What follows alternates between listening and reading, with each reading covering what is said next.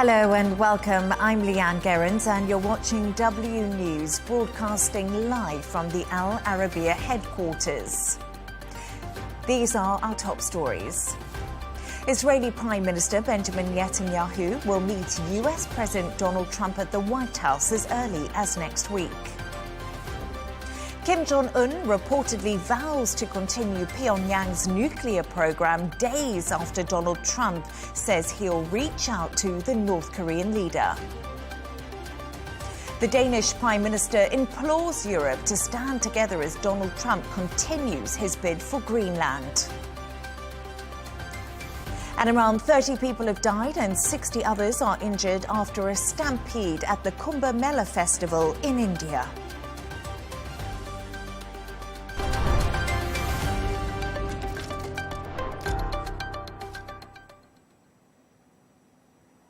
To our top story, an Israeli Prime Minister Benjamin Netanyahu will travel to Washington next week to meet with US President Donald Trump.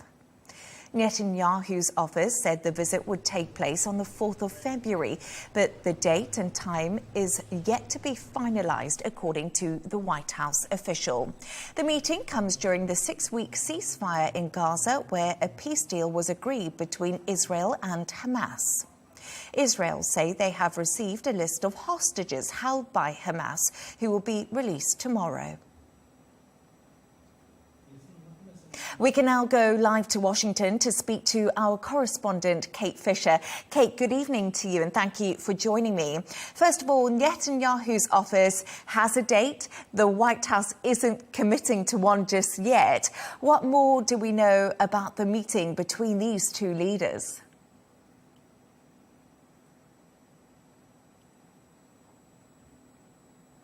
Well, it will be the first foreign leader to visit Donald Trump at the White House since he began his second term in office, which is pretty significant. There is at least one outlet here in Washington suggesting that the White House has confirmed that date, although we haven't heard it ourselves from any press release from them.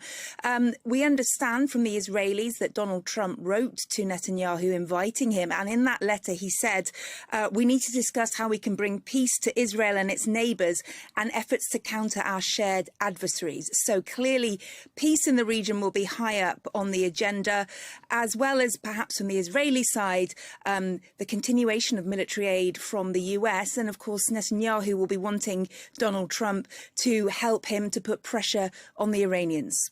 Trump famously took credit for the ceasefire deal, despite not actually being president at the time of the announcement. What is Netanyahu's opinion of Trump?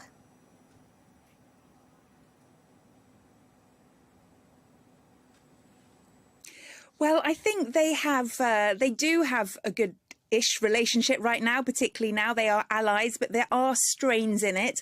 Of course, Netanyahu was quick to congratulate Donald Trump on his election victory in November, tweeting that it was a huge victory and a new beginning for America and a powerful recommitment to the alliance between Israel and the US. Of course, Netanyahu did not have the best of relationships with Donald Trump's predecessor, Joe Biden. And they kind of need each other right now. Donald Trump wants to end wars. He wants to bring peace to the Middle East. We've heard that he's would love to win a Nobel Peace Prize, for example. He's always been jealous that Barack Obama did so. And he also wants peace there to advance his hopes for the Middle East, including, multi-billion-dollar deals with Saudi Arabia. So he needs there to be peace in the Middle East. So he needs Netanyahu on side. And of course, Netanyahu needs him because he needs to continue getting US arms. But Netanyahu's in that difficult position whereby there are members of his coalition government that don't agree with this ceasefire, and he needs them in order to stay in power. So this is a fine line for him to walk. Yes, indeed. And the president made some controversial claims recently that he wanted Egypt and Jordan to take in Palestinians from Gaza. Presumably, the ceasefire will be one of their first topics of conversation. What are we expecting them to say?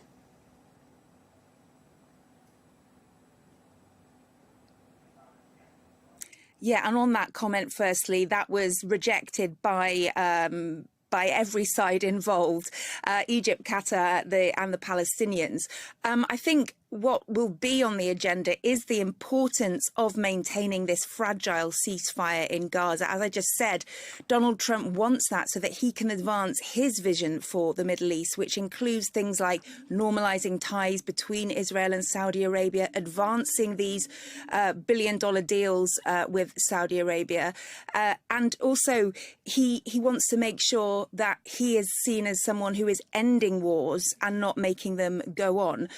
So he will be putting pressure on Benjamin Netanyahu to continue to maintain that ceasefire and continue to move into phase two, which is where there is so much concern that there could be problems, particularly with the pressure domestically that Benjamin Netanyahu's under from those far-right members of his governing coalition.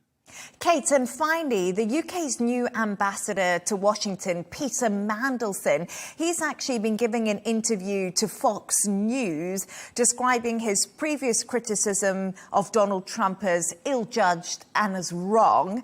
How has that gone down in Capitol Hill?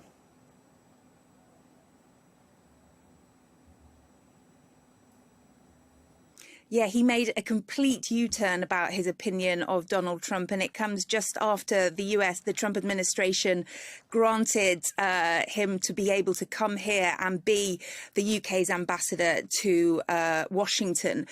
I have to say that it is not high on the agenda here. We are in the middle of a Senate hearings for Trump's cabinet appointees. RFK Jr., who is trying to become health secretary, is on today.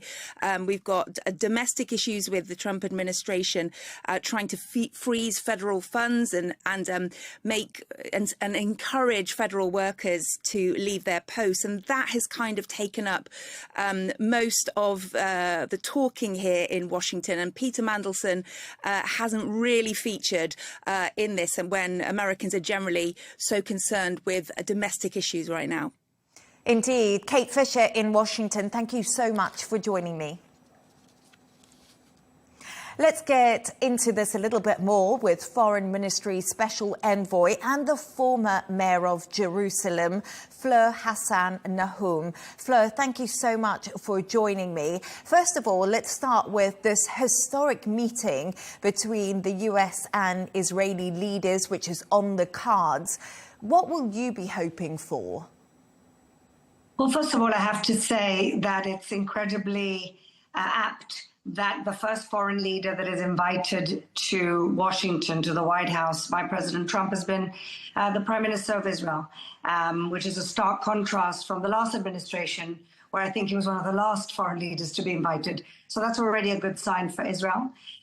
There's a lot to talk about. We have to talk about what's going to happen in Gaza post-war. We have to talk about regional normalization and regional prosperity, all Israel has ever wanted, really. Would a ceasefire deal have happened without Trump? And are these talks likely to continue? Because we've heard so much about the fragility of the ceasefire, which is currently in place. Well, to answer your first question, I actually don't think that the ceasefire would have happened without Trump. I think Trump put incredible pressure on both sides, but especially on Qatar, who is a sort of ally of the United States. And they're the ones holding the keys, certainly hosting the leaders of Hamas.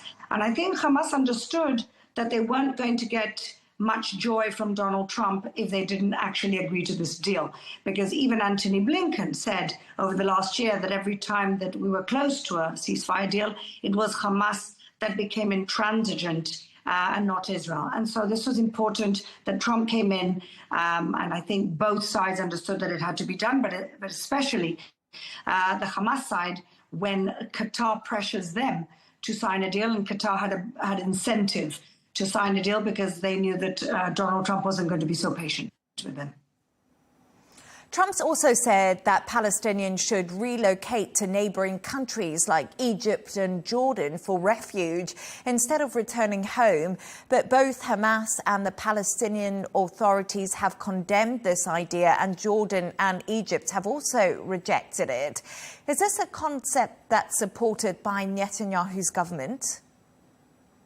Well, I think Trump is being practical. Gaza needs to be rebuilt, and it needs to be rebuilt by people who are not jihadi terrorists and who are going to create another arm of the Islamic Republic of Iran.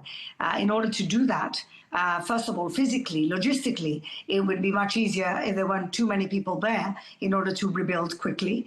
And secondly, to make sure that you can flush out the jihadi terrorists. And so I think it's actually Trump being very practical. And honestly, any conflict in the last few decades, the neighboring countries have always taken in refugees. And we have in a situation where Egypt, that borders Gaza, hasn't taken any refugees during the war. They could have taken the women and the children in. They could have put them temporarily in Sinai until the war is over, but they've done none of it. In fact, they simply reinforced the border by making it even harder to get through. And so I don't think Trump is saying anything wild. He's saying what, when Syria was in civil war, many neighboring countries, as well as many European countries, took in Syrian refugees. Now that Syria may be on the road to stabilizing, many Syrian refugees are returning. And so he's not talking about an idea that hasn't happened in many conflicts around the world. But of course, Egypt and Jordan have rejected it because they understand what problems we have with these genocidal terrorists.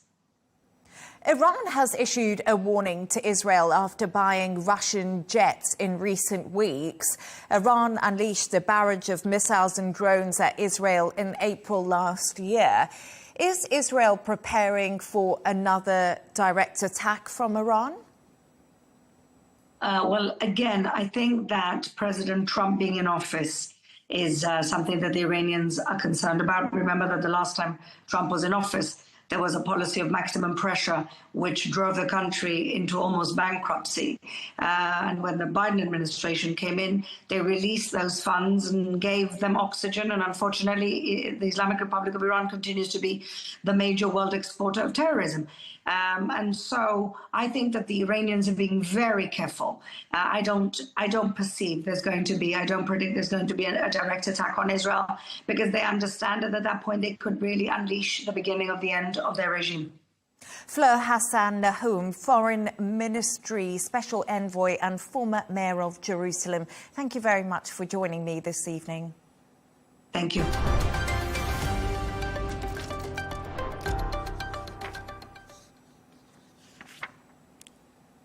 North Korean leader Kim Jong-un has said he wants to bolster Pyongyang's nuclear forces this year, according to state media reports. It comes days after US President Donald Trump said he would reach out to Kim. Rebecca Bundhan has more.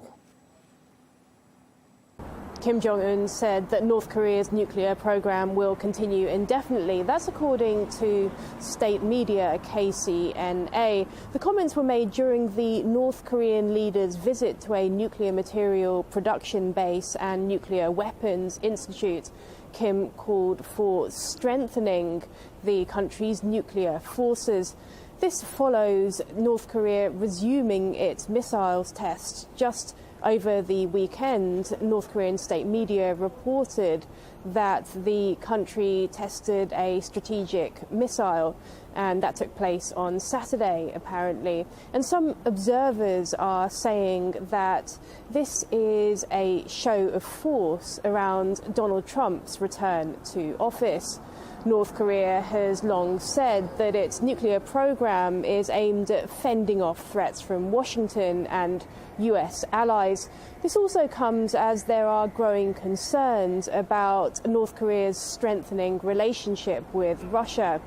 And during Donald Trump's first term, he did develop a working relationship with Kim Jong-un, and he held unprecedented summits, and the two seem to have some kind of personal rapport. Trump held 3 meetings with Kim during his first term in office, and last week in an interview, Trump said that he would engage with Kim again, describing him as a smart guy. Rebecca Bundhan in Tokyo, thank you so much.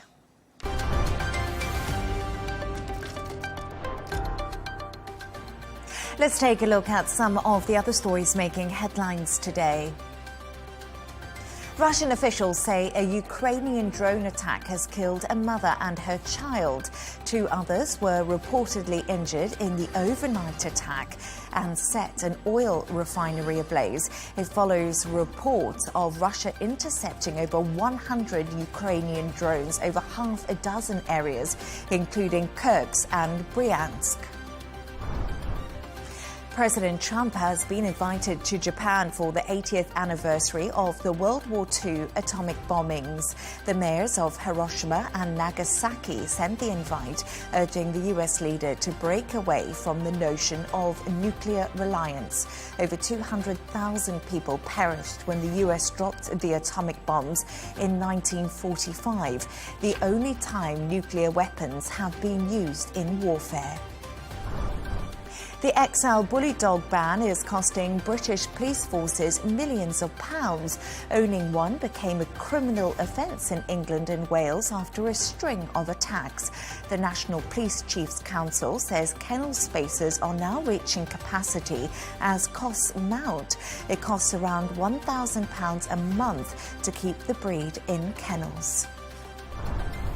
And finally, millions of people in China are ready to usher in the Year of the Snake. Asian nations are celebrating the Lunar New Year and bidding farewell to the Year of the Dragon. The Year of the Snake symbolises wisdom and vitality.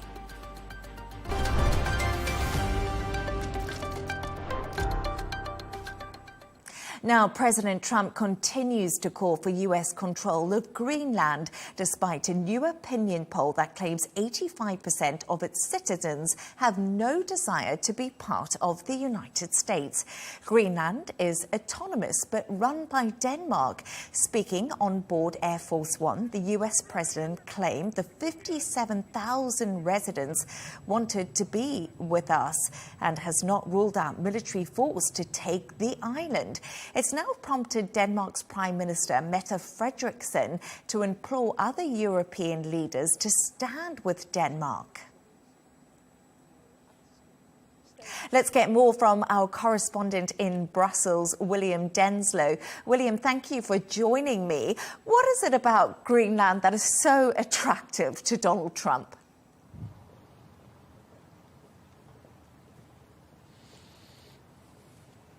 Well, first of all, as far as Donald Trump is concerned, he says it is vital for Washington's national security concerns. Donald Trump, in recent weeks, says that there are essentially lots of Russian, lots of Chinese military vessels in that region. That is why he says that it is vital for US security concerns to have this become a territory of the United States. It also is the shortest route between Europe and the United States, so strategically incredibly important as well as far as Washington sees it. There's also the issue of the fact that the United States already has a large space facility there, so there's plenty of US infrastructure already on the ground in Greenland.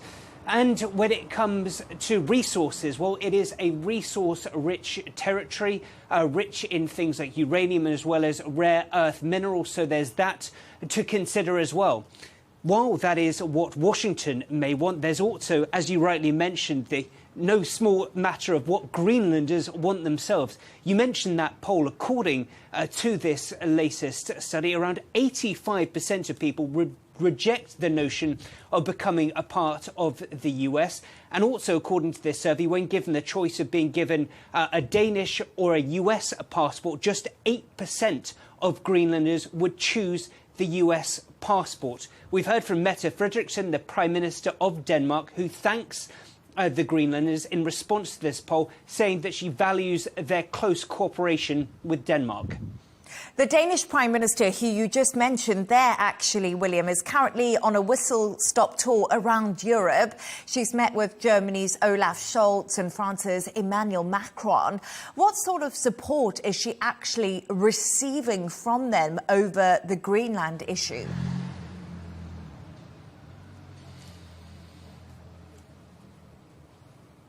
Absolutely, and this comes off the wake of a French official actually saying that they are willing to put French boots on the ground in Greenland to come to their support. That was rather dismissed from Mette Frederiksen, but that just gives you a sense of the type of rhetoric that surrounds her trip to a few fellow EU member states and fellow EU leaders.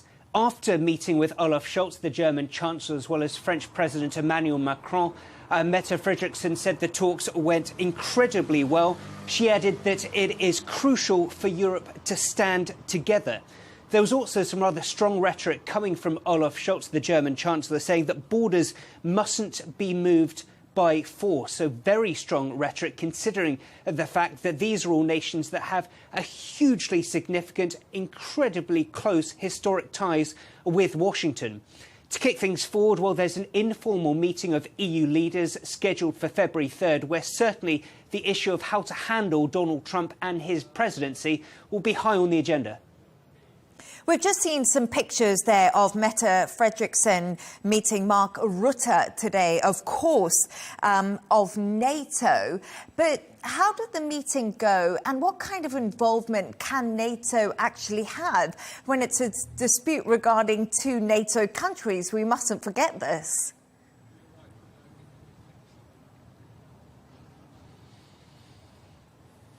Absolutely, a crucial point. And NATO really is rather tight-lipped, especially when it comes to such things of security, especially when there might be internal disputes, not something that NATO Secretary General would really get involved with too much. But one crucial issue that many analysts think that could be a potential driving force and reason for Donald Trump's rhetoric in recent weeks when it comes to Greenland is this consistent issue he has had with European members of NATO, fellow members of the military alliance, his insistence that Europe isn't doing enough when it comes to paying for defence. Donald Trump has said repeatedly he wants to see European nations get close to 5% when it comes to annual defence spending of GDP. Currently, the benchmark for European NATO allies is set at around 2%. 8 members are currently shy of that figure. So that is a huge issue, and actually an issue that Mark Rutte very much agrees with Donald Trump. He wants to see spending from NATO allies to get closer to above 3%. So perhaps this rhetoric around Greenland could conceivably be seen by some as a bargaining chip to get Europe to spend more on national security and more security for the alliance, which would in turn benefit Washington too. Yes, indeed. William Denslow in Brussels. Great insights. Thank you very much.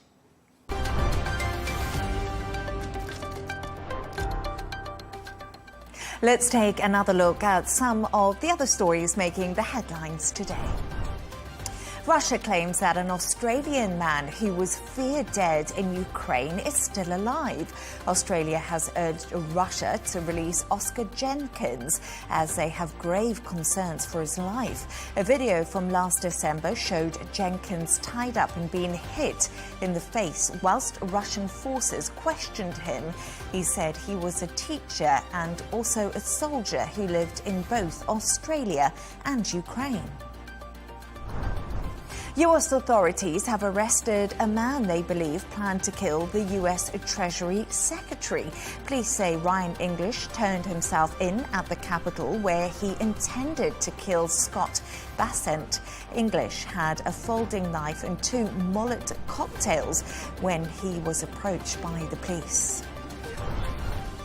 US officials say they are worried about national security after an AI breakthrough by DeepSeek. The US Navy has banned members from using the Chinese firm's apps. Investors have questioned the billions of dollars US tech firms are spending on AI as DeepSeek causes a slump in the US stock market. A large sinkhole has swallowed a truck near Tokyo. Emergency workers are searching for a missing driver. Meanwhile, a second sinkhole is complicating rescue operations at the busy junction. Authorities believe they were caused by a heavily corroded water pipeline.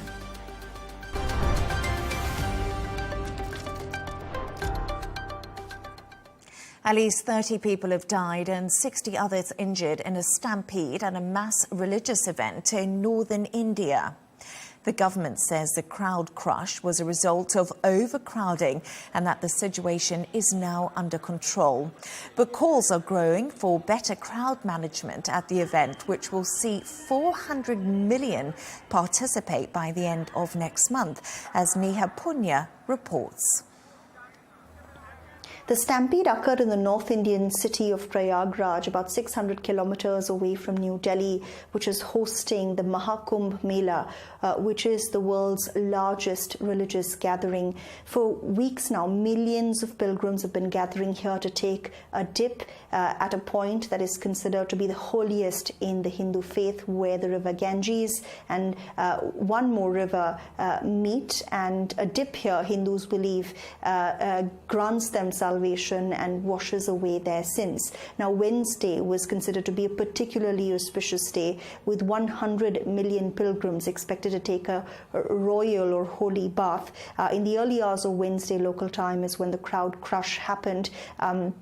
Eyewitness reports are conflicting, but everyone has been describing scenes of chaos and confusion. Some are saying a security barricade broke down, which is why the crowd crush happened. Others say there was poor crowd management and not enough room for all the devotees that had gathered along the banks of the river Ganges to take that dip in the early hours of Wednesday. Now, officials say that everything's under control now, that security measures have been expanded, and that more teams are on the ground trying to divert people away from that confluence point and encourage them to take a dip along other parts of the river Ganges.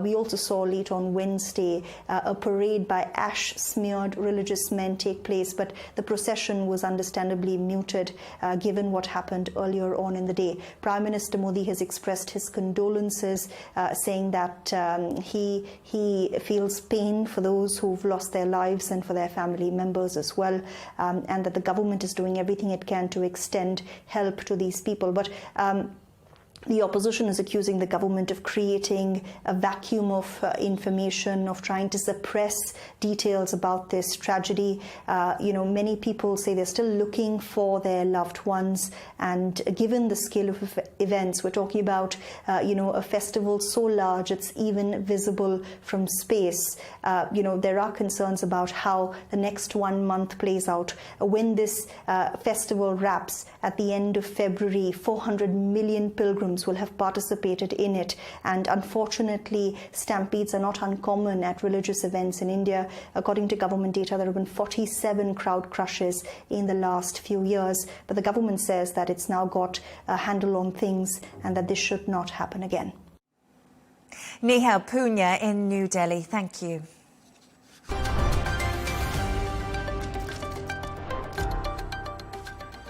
Let's take a look at the top business news. Oil prices are lower today following a rise in US crude stockpiles and easing worries over Libyan supply. The focus is now turning to potential US tariffs on Canadian and Mexican imports, which President Donald Trump plans to impose on Saturday. Saudi and other OPEC Plus ministers met on Monday after Trump called for lower oil prices. The British Chancellor Rachel Reeves says the new Labour government supports a third runway at Heathrow during a speech designed to signal they are serious about turning around the economy. Reeves says the expansion of Europe's busiest airport was badly needed to connect the UK to the world and open up new opportunities for growth. Turning to sports now, and it's a big night for football fans with 18 Champions League matches taking place across the world tonight in the final group fixtures. Aston Villa take on Celtic at Villa Park, whilst leaders Liverpool face PSV Eindhoven in the Netherlands. Former Champions League winners Manchester City will be hoping for a strong home performance against Club Brugge, and Arsenal travel to Catalonia to play Girona. Lewis Hamilton has crashed his Ferrari during pre-season testing in Barcelona. The Formula One champion lost control of the car earlier today, but was not hurt. Hamilton will race for Ferrari when the season begins again at the Australian Grand Prix in March. And Novak Djokovic has withdrawn from Serbia's Davis Cup tie against Denmark because of a hamstring injury. Djokovic was booed off court by some Australian Open fans last week when he retired with the issue after losing the first set of his semi-final against Alexander Zverev. Serbia are playing Denmark in a first-round qualifying tie, which starts on Friday.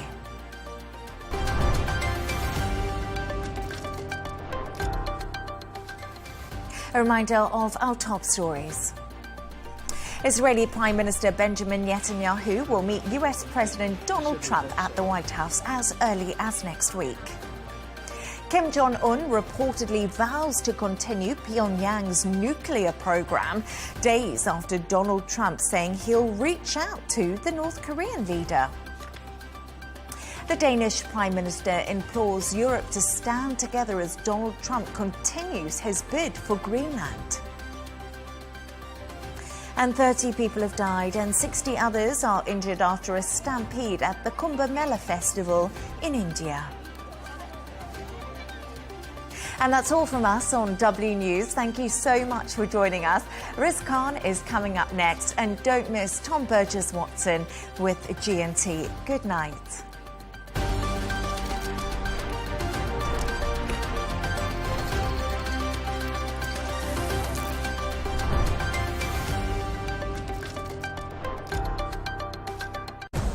Arabiya News, we go beyond the headlines. From the latest breaking news to in-depth coverage of global events. We're not bought or sold. Nobody owns us. The loss of life, the destruction of property. The conflicts are such a terrible thing. Context and analysis to help you see the full picture. The world is in a very dangerous place. Join us on Arabiya News. It's very impressive. Where knowledge meets perspective.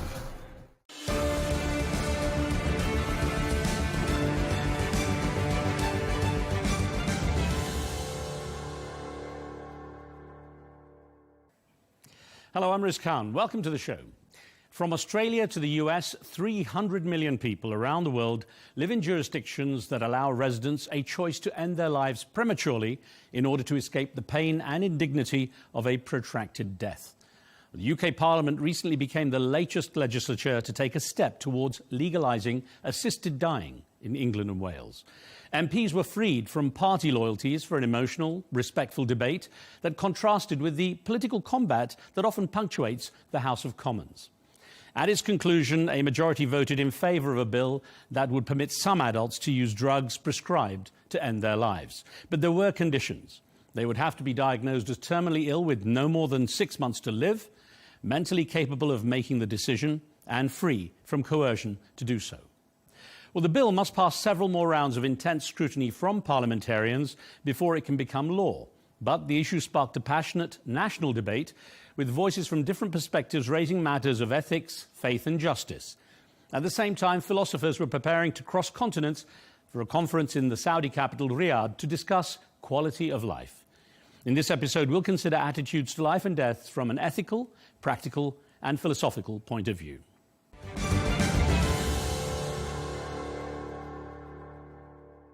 Dame Esther Ranson is a celebrated British journalist and activist whose TV show, That's Life, ran for over 20 years, reaching audiences of more than 20 million viewers.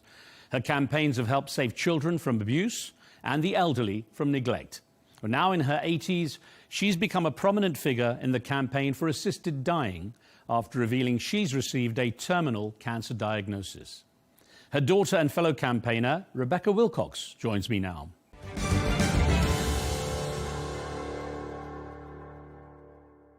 Rebecca Wilcox, it's really good to have some time with you, and it's sad that we're talking under these circumstances, but it's a very important subject. So for people like myself, we grew up seeing your mother, and half the country pretty much tuned into her every week on TV. And she was known as quite a staunch campaigner.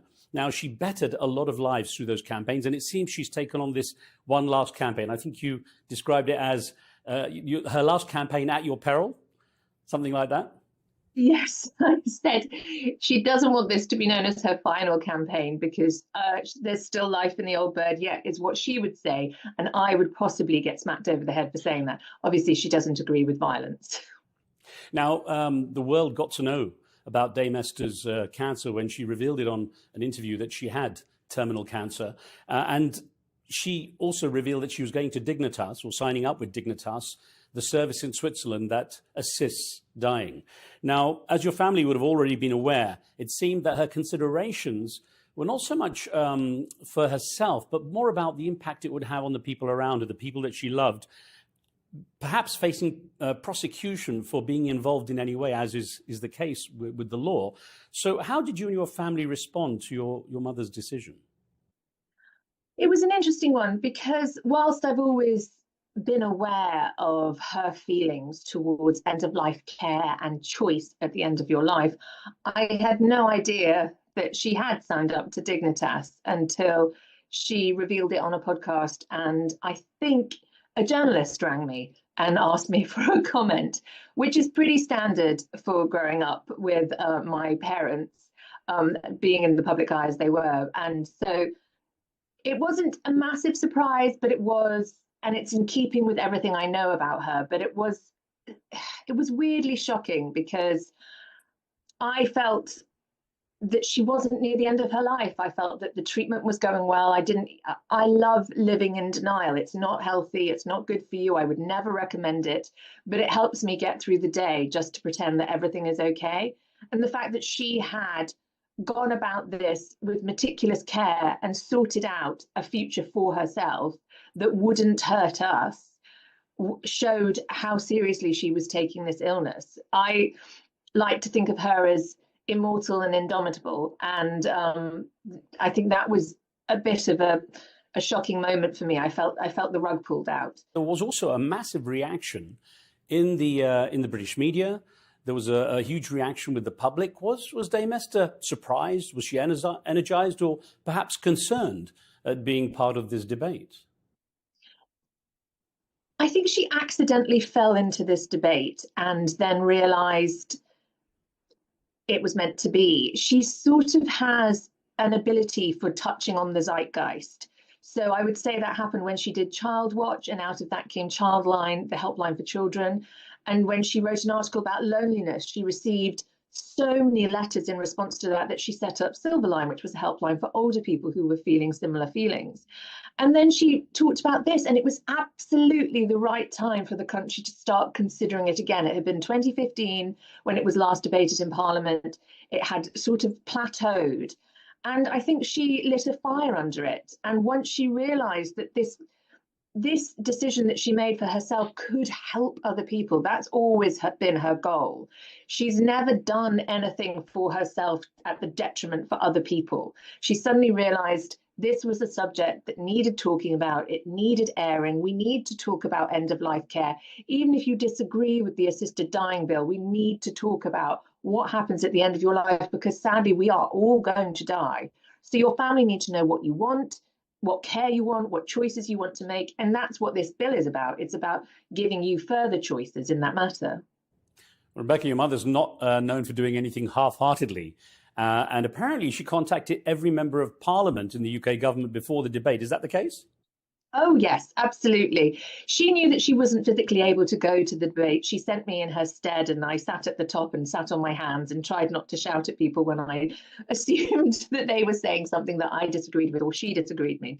And because she couldn't be there, she sent this heartfelt letter filled with comment and fact that she really hoped they would sit and listen to, because that's what she wanted. She wanted everybody in the room to listen to the other side, regardless of the point of view that you come into the room with. Listen to the other side and then make a choice. We know that the public are majority in favour of changing the rules around assisted dying. We just wanted that reflected in the room. Now, Rebecca, your father, Desmond Wilcox, is also a renowned journalist and filmmaker. I gather both he and your mother had touched on this subject in documentaries in the past. Tell us about that. they were trailblazers. They would go where subjects hadn't gone before. They didn't mind talking about the things that were difficult. So it doesn't surprise me at all that they covered this subject. Most recently, Mum made a series called How to Have a Good Death. And it was a really interesting eye-opener for her. And I think paved the way for this campaign, because she saw people suffer in a way that was not palatable, for want of a better word, and could not be helped by palliative care. She saw people's shunts fall out, and she saw people's morphine drop off, and she saw people's pain surpass the opioid barrier. And I think that created a deep-seated belief in her that she did not want to go that way, that she wanted something far more peaceful. And my father felt the same way. He had a DNR, he had a do not resuscitate, that was very clear. And I remember in the hospital when he was dying, they were trying to resuscitate him, and Mom was screaming at me on the phone because she had popped home to change her outfit. Not out of it, that sounds ridiculous. She'd popped home to refresh herself because we'd been there a few hours, and unfortunately she wasn't there as he started crashing. So she's screaming at me on the phone that he has a DNR, he has a DNR. And I wasn't able to, or I couldn't, some reason it felt wrong for me to stop the medical process, but actually that's what he wanted. And I really hope that I would be brave enough to do that now. But he never wanted to have a catastrophic brain injury from lack of oxygen, which was what was happening, and therefore live in a vegetative state. He wanted to have a good death, which is what the Health and Social Care Select Committee report talked about. And Mum absolutely echoed that. So their work throughout their lives always touched on difficult subjects and brilliant people talking about difficult things. And I'm not surprised they ended up with the decisions they ended up with. It was a very difficult situation, of course, you found yourself in, and there are many perspectives on this subject, with some people very, very heavily opposed to it. They see it as assisted suicide, rather than just assisted dying. And I wonder, your mother would have heard a number of these arguments. Was she ever swayed by some of these viewpoints? Did it affect her in any way? She has listened. She has listened. What she asked of the MPs to listen to her point of view, she has listened to other people. Otherwise, she is not the fair and rational woman that we know and love. She absolutely understands that people have differing points of view, that some people see that there's a sanctity of life, that some people see that there could be a coercive nature to this, that vulnerable elements of our society could be put at risk. But she and I have both looked through all the evidence and know that choice, according to the bill that has been set out, has an amazing set of safeguards around it. The safeguards are the cornerstone of this bill. At the moment, there aren't safeguards. At the moment, we're sort of living in a weird Wild West because nobody knows what to do and the law is a mess. So things can happen without regulation, whereas this would bring in regulation and legislation, and people would be able to monitor it very closely. I mean, it asks for the person that's asking to have an assisted death to apply 8 separate times. And those 8 separate times are scrutinised by doctors and lawyers or judges, depending upon how it proceeds with the committee stages. So there was no way that we didn't listen to other people's point of view, but the thing that kept coming back to us was this is choice, and faith is always choice. And I have many family members who are strong believers in the sanctity of life, but they would never believe that my mum should live in suffering and had a prolonged existence just because of their faith. Actually, you raise an interesting point there, Rebecca, and having spoken to people who are opposed to the bill, and you yourself will know the arguments very well, I'm sure, that issue of being coerced by others prematurely to end one's life, or even perhaps self-coercion came up. The idea that people might be guilty enough and feel that they need to end their lives because of pressure and burden they might put on others, came up also in the debate. And I wonder, did that issue ever come up among your family members?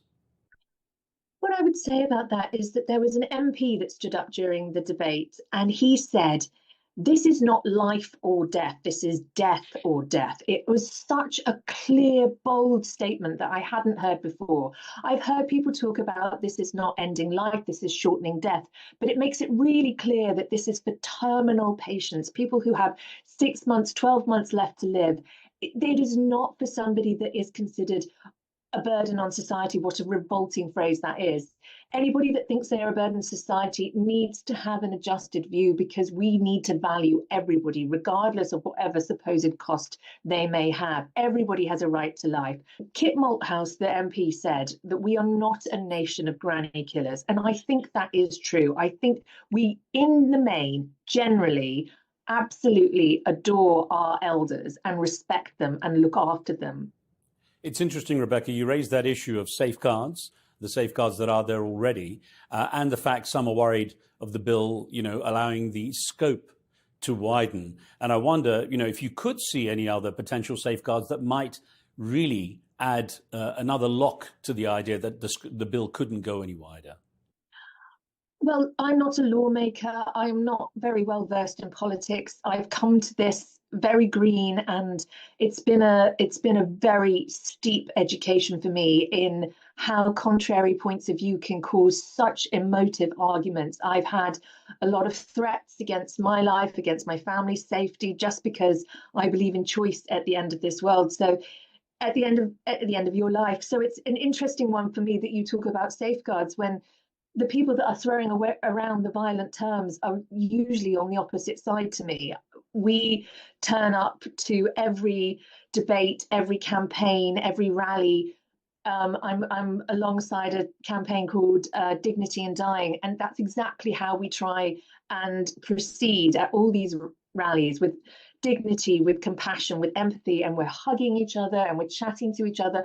And I'm alongside people who are really suffering from very serious terminal diagnoses, including this wonderful woman called Sophie, who has stage 4 terminal breast cancer and is allergic to opioids.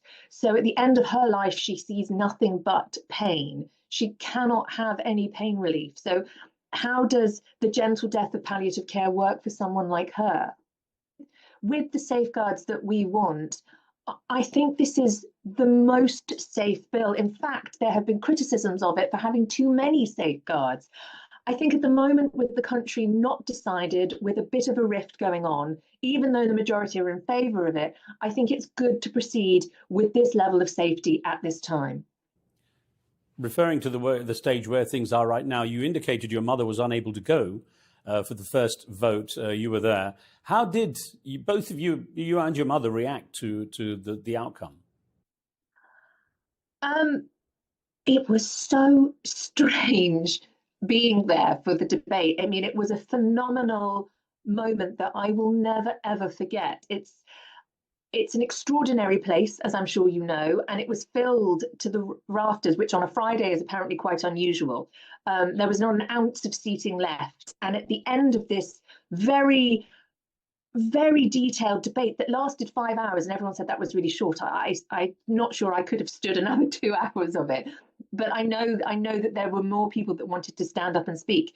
But at the end of the debate, when they all went out to vote and the speaker shouted out the results, and then there was silence. And I looked across to someone who was sat on the opposite side, who I knew supported my point of view, and he put 2 thumbs up. And I was so relieved he did, because the silence meant that I wasn't sure what had happened, because usually there's a hurrah from whoever wins.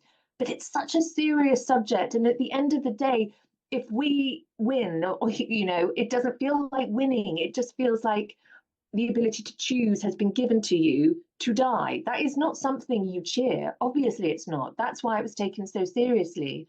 So I leapt out of the room and ran down the stairs. There is absolutely no phone signal anywhere in the Houses of Parliament. So I had to run to the river to get through to Mum, where I spoke to her, and I felt dizzy and sick and confused, and she and I were both echoing this. It's brilliant, it's amazing, thank goodness it's got through this stage, but wow, there's a lot of work left to do. Goodness, there were a lot of people that were putting up barriers to it already, and and then she said to me, "Oh, I feel like I have to live for the next one now." I said, "Yes, of course you do, but you don't have to live for the next debate. You have to live forever for us, your family, and maybe think about the debate." You know, Rebecca, you said you talked about how your mother reacted when you called her when you got out the Houses of Parliament to the River Thames to get a signal. And she said, the next one is coming up. So, of course, I guess you both recognise that at this stage it could be passed, it could be amended, it could even fail.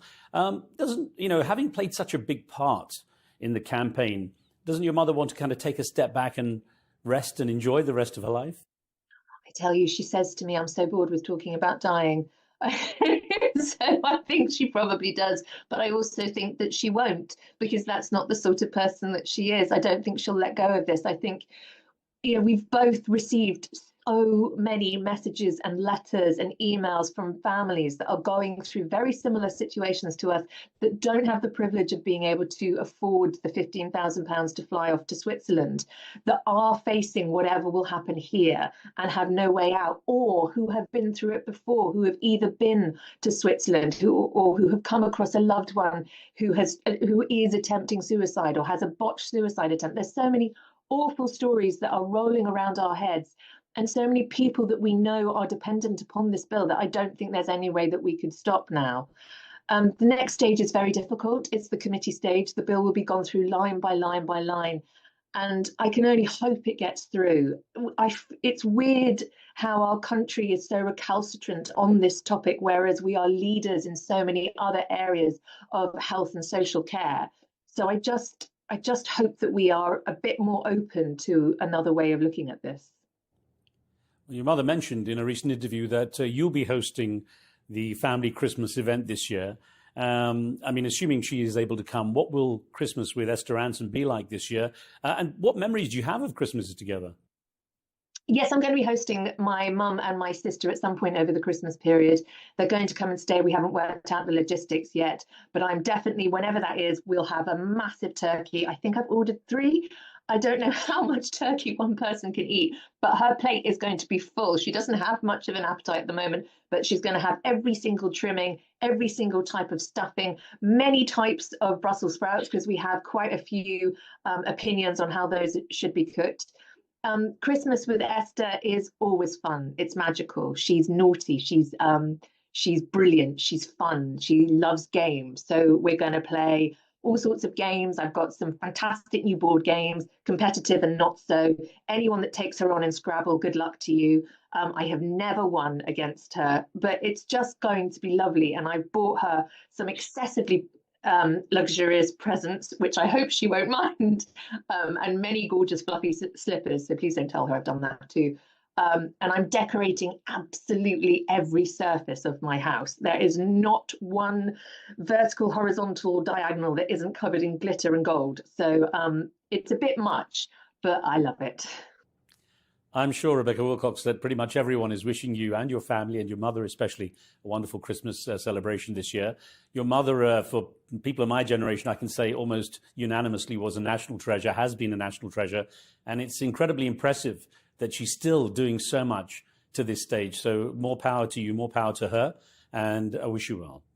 Thank you so much. I really appreciate it. And I'll pass on the message.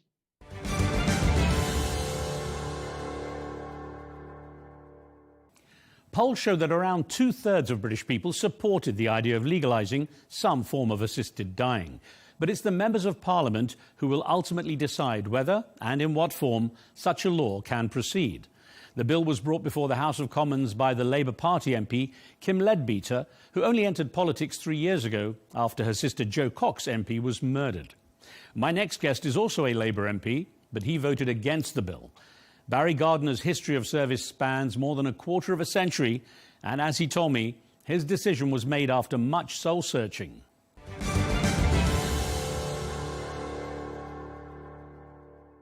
Barry Gardner, thank you very much for joining the show. Now, when you entered Parliament in 1997 as a young MP, what sense did you have you'd be involved in debates of such importance to the national conscience?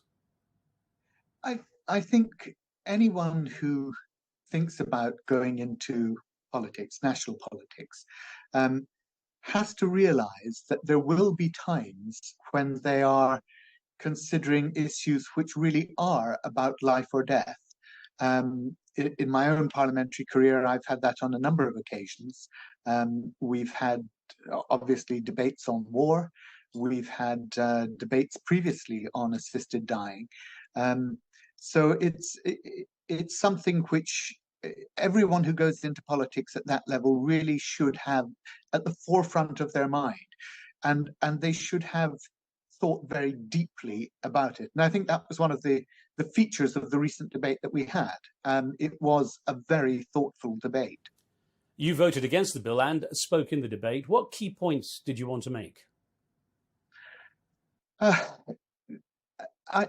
I think it's important that we recognize that when we're legislating, we are not simply expressing our own personal preference. And this was the fundamental internal conflict that I had with myself, because I could envisage myself being in that situation as outlined in this bill, with perhaps 6 months yet to live, with a terminal disease, and depending on the nature of that disease, perhaps wanting to avail myself of what this law would propose, which is to be able to have an assisted death. So at a personal level, I could see that. And I also listened very carefully to the stories of many of my colleagues and some of my constituents whose family members had been in that position, but hadn't been able to avail themselves of an assisted death. Some who'd taken their own life, but hadn't been able to have their final goodbyes with their family, because that would have implicated their family in assisting suicide, which is a criminal offense. So I had to think very hard about, was it my role to enact a law which would certainly bring comfort and relief to those people, or was it my role as a parliamentarian to pass legislation for the whole of society? And my fear was that if we passed the legislation that would undeniably bring that comfort and relief for so many, but I believe it would also have jeopardized those people who were, yes, in the situation at the end of their life with 6 months yet to live, but who thought, am I too much of a burden on my family? Should I just now opt for an early death? Is my living for another 6 months in this care home or with this care support going to eat so much up of the inheritance that my grandchildren might have on my death that I'm denying them their inheritance? And those are considerations that nobody at the end of their life should have to take into account. Now, you're referring to guilt. Misplaced guilt. Because there is no guilt in living. You know, you're not guilty for being alive. You are a valued, a treasured human being. And where we lose our capacity to see each other as that, then our society really has changed fundamentally. But Mr. Gardner, in terms of not having somewhere to go, there are people, such as the famous British broadcaster Esther Ranson, who's in her mid-80s and suffering from lung cancer, who said if she doesn't have the option in the UK, she'll go to Switzerland, to Dignitas, an organisation that does offer assisted dying. So by not giving them the option in the UK, aren't you simply driving them out? Well, no, it doesn't force them out, but what it does, unfortunately, and here I feel this very keenly, the point that you make, because as Esther Ranson wrote to me, as she did to many MPs, and her own witness, her own testimony of her situation was very powerful. And she made the point, I have the luxury, I am wealthy enough to be able to go to Switzerland, but there are people who are not. And therefore, at the moment, as the law stands, as a rich person, I can avail myself of the remedy that I want. I can exercise the choice that I wish to make, but a poor person cannot. And that's a very powerful argument. But as I say, I don't think it overrides the responsibility that I certainly felt to legislate for everyone in society and not just for those who felt themselves in that particular situation as wanting to have the assisted death. It's interesting to note that this debate comes at a time when Britain has evolved into a multicultural and multi-faith society with representations of those groups in Parliament too. And I wonder, when it comes to religion and faith, in many cases assisted dying is seen as suicide, which is considered a sin, how those MPs were able to rationalise the debate in terms of their own beliefs. The great thing about the debate was that it was incredibly respectful. No matter which side of the debate you were on, everybody listened with care and attention to what was being said. And obviously many people of faith were influenced by their faith.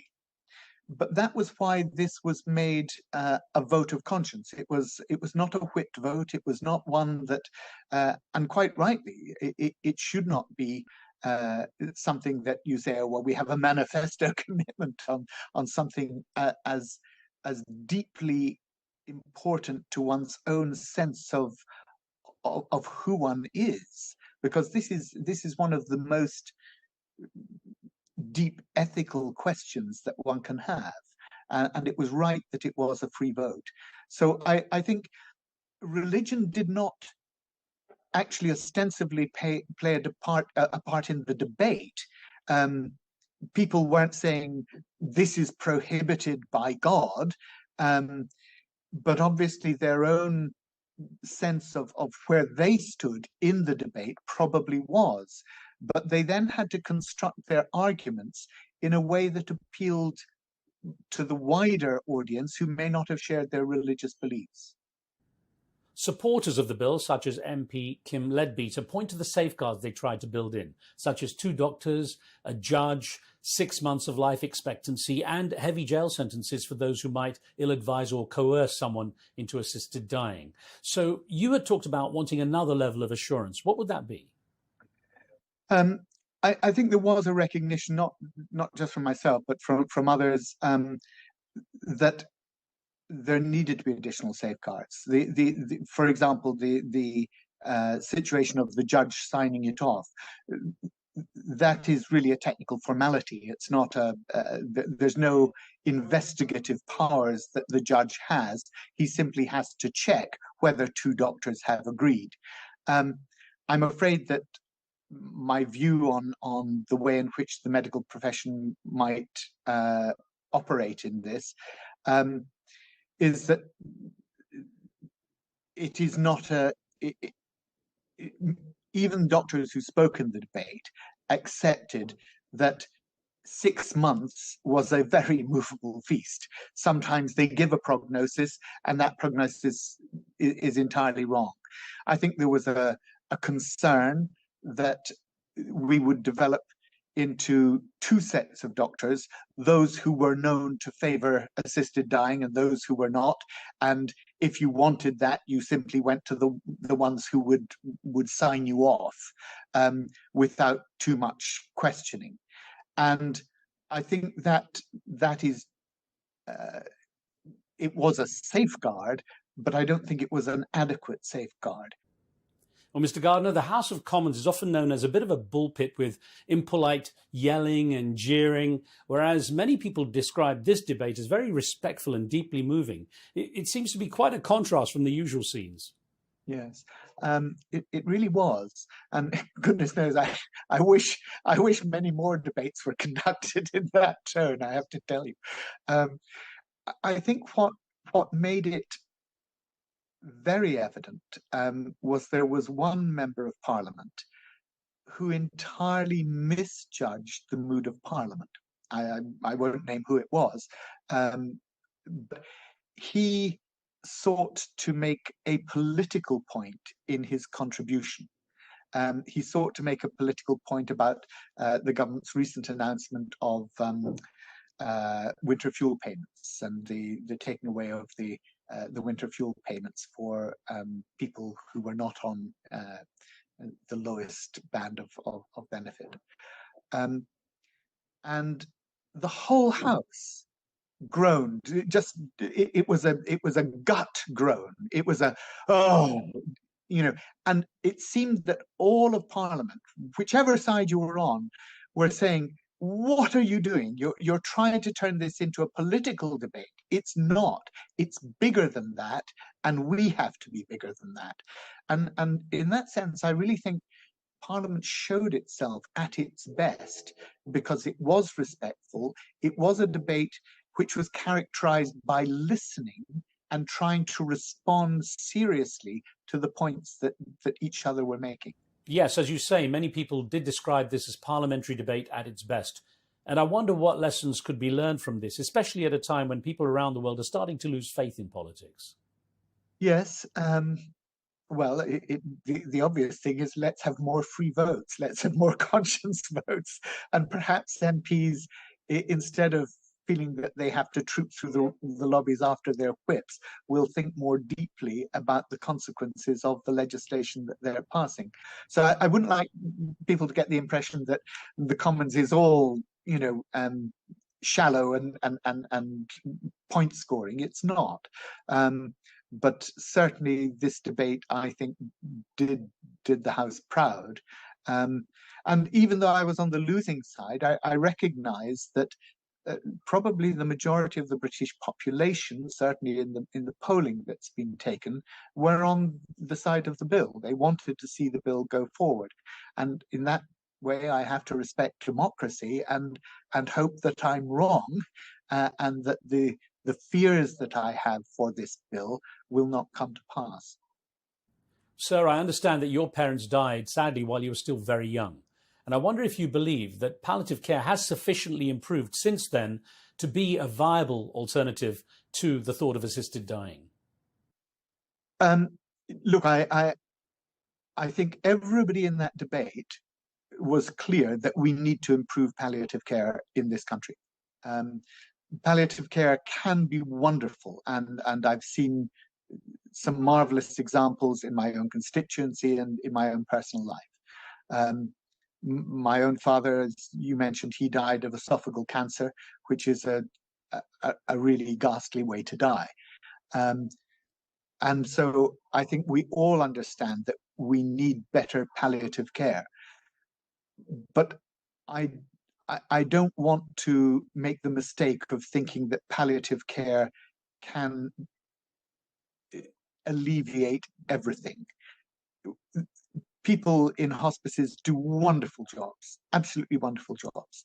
But I do understand why there are some situations for some people where assisted death does seem the only viable option. And that obviously is what the majority of members of the House of Commons felt. Well, this moment has been compared with other parliamentary debates on sensitive matters such as same-sex marriage, abortion, the repeal of the death penalty. And I wonder how it sits alongside debates that Parliament has to conduct on economic and social and defence matters. Oh, gosh. It's a very different thing. And that is why I think it has to be a vote of conscience, where every member of Parliament has the freedom to examine themselves, examine who they are, and examine who they feel the country ought to be, and to do the best for everybody in society.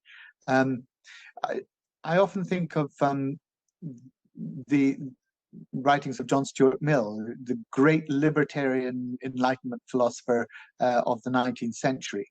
And he said a very strange thing, or people thought it was very strange. He said the reason that he was against the universal suffrage, the universal vote, was he believed that if everybody had the vote, then, and in those days it was only men, he said, men would come to regard the vote as an expression of their own private preference rather than as an expression of their public responsibility. Now, I think I disagree with his premise, because I think people always did use the vote as an expression of their own private preference. But it's a really fundamental principle that I think legislators need to always keep in mind.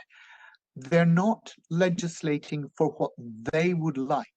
They're not legislating for what they think would benefit them or their particular group of people or any particular group of people. They're there to legislate for the whole of society. And I think if we lose sight of that, then we lose really something that's very fundamental to our democracy. So these debates are very different. The debates you mentioned, ethical debates about the nature of life, the way in which our society regards life, when it begins, when it should end, how it should be conducted. Fundamental questions, very different from the education budget, very different from the issues of work and pensions and employment and industry, which we're doing all the time. But when you get that many serious people in a room taking the issue seriously, one has to hope that we arrive at a conclusion which does fit with our society and which does ultimately benefit the whole of our community. Barry Gardiner, thank you very much for taking the time to give us your perspective on this debate. Thank you, sir. Great pleasure. Thank you.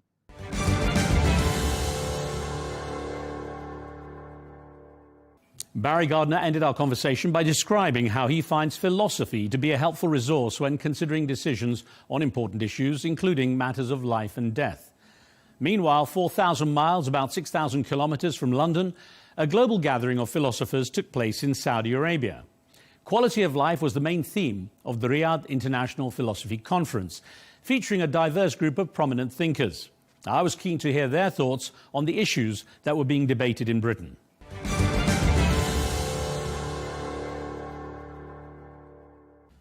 Dr. Joseph Cohen, I'm very happy to have a chance to chat with you. What's interesting is we're here at a philosophy conference in Riyadh in Saudi Arabia looking at something called quality of life. When it comes to quality of life, where does the whole concept of assisted dying fit in? Excellent question. First of all, thank you very much. Assisted dying. A very famous, important philosopher, Martin Heidegger, wrote in Being and Time, 1927, wrote that no one can take dying away from the person. No one can take someone's dying away from him or her. A right to die. That is, the experience of dying is always unsubstitutable. It cannot be taken away from anyone. My dying will be my own dying. Your dying will be your own dying, and no one will be able to take that away from you or I. So the experience of dying is a singular experience, right? The right to die is the right to live through that experience. That is, the right to confront the experience of dying. I believe that this confrontation is a confrontation of human existence. Human existence needs to confront this dying because in this confrontation, it shows the possibility for the subject to project himself or herself into life. But what's happened, Dr. Cohen, is that it's all become a legal matter now. Right. Not a philosophical one. Right. And that's where the complications come in. Who has the right to be involved, whether it's family members, friends, whatever? What right does the person who wants to die have? It's a very sensitive topic, and I can understand it because it brings in ethics, religion, and everything else. But when it comes to the idea of this debate, what should be the angles we as a society, global society, should look at? I think we should definitely entertain the possibility of respecting human finitude. I think one of the major challenges of our time is to confront the finitude of our human existence. And in a certain manner, I think a lot of the problems of our epoch are linked to the idea that we can think beyond human finitude. We can think ourselves as almost infinite. I think we need to refocus on the possibility for human rationality to truly look at what the meaning of life is, what the quality of life is, in the horizon of finitude. And in this sense, death, although it is the absolute master, to speak like Hegel, for example, German philosopher, death is the absolute master. Death may not be that which is a radical interruption of humanity. On the contrary, it may precisely be the revelator of that which projects humanity. You see? I guess the argument is death may be inevitable for all of us, but who should have a choice on when that event occurs? But you see, even that question, although I understand why we're posing it, even that question is impossible to answer. Death is impossible to determine. Death is one's own, and yet at the same time, it's not one's own. I will be given my death, even if it's my own. You will be given your death, and it will only be yours, but it's not yours to have. Let's pretend you're a lawyer defending someone who went through assisted dying. Yeah. How are you going to explain all this in court? Yeah, it's obvious that the way I'm seeking to think the problem of dying is far removed from the idea of law, from the legal apparatus. Because I make a very sharp distinction between the law and justice. Perhaps being just towards death, towards the question of death, involves or engages our thinking beyond the law. That is, outside the sphere of law.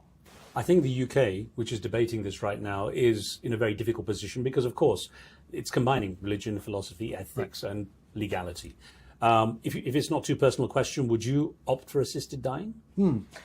Very, very complex question. Myself, and speaking strictly for myself, yes, I would. I think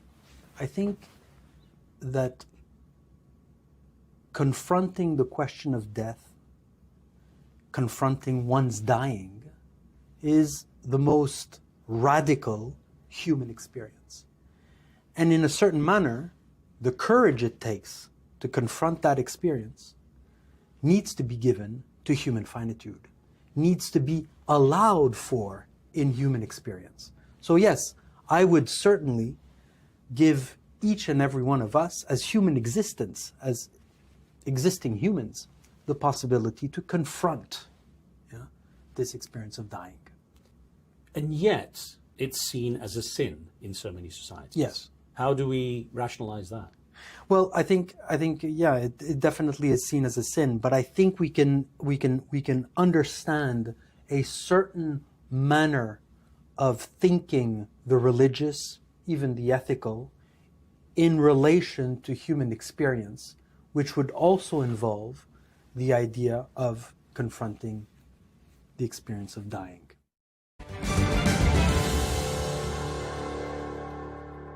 Professor Robert Bernasconi, really it's a pleasure to be sitting here with you. And I'm going to start by asking you about the debate that's going on in the UK right now regarding assisted dying. The reason being is that raises so many issues. And again, from a philosophical perspective, there's the ethics, there's religion, there's legality. What's your take on what's happening? That's a very difficult question. I personally, I'm not attached to life. And I'd be perfectly happy to die right now. I mean, you'd probably like me to finish the interview. Last 20 minutes. Yes, I'll do my best. But so, for me, life is a wonderful thing. And yet, I don't have that sense. I have a sense of responsibility that I'm taking up space, I'm doing so on and so forth. Now, I entirely understand all the back and forth about the issues, that people could be pressurized to take death rather than continue when they don't want to.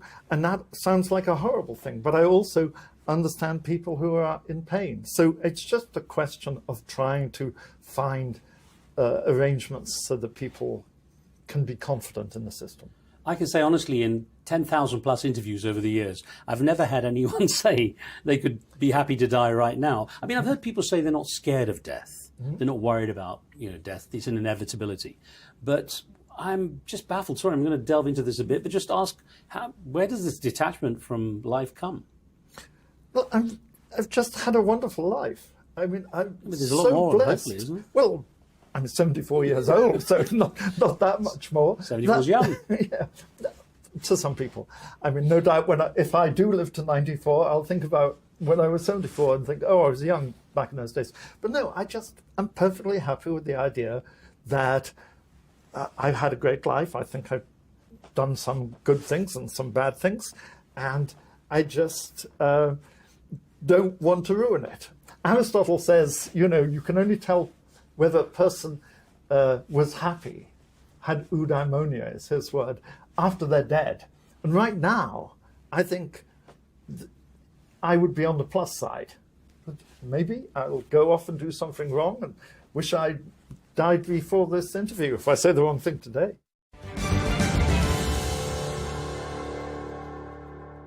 Professor Fausto Frisopi, thank you so much for spending some time with us. The big debate currently in society, certainly in the UK, is this concept of assisted dying. And what that does is it raises a lot of questions about what ethics are. From a philosopher's perspective, how do we set ethical boundaries? So the problem is, in my view, don't fall in eugenetics. We already known from many decades ago. The problem is assisting dying is voluntarily or willingly asked from the patient. Why not? There is no ethic boundaries. But the ethic boundary will be strong or too strong when the society decide when is the case or not. And precisely where the point on which philosophy have something to say is if there is the case or not. It's not a matter of taxonomy if there is if it's the case or not, but a matter of general conception of life and when a life is worthy to live to the end, even with sickness, even with handicaps, and so on and so on.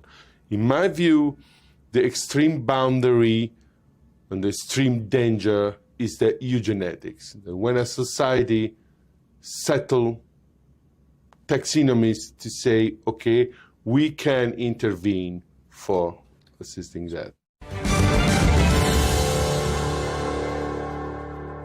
Let me get on to what has been the subject of this philosophy conference, quality of life, because that's actually the precursor to this debate. Yes.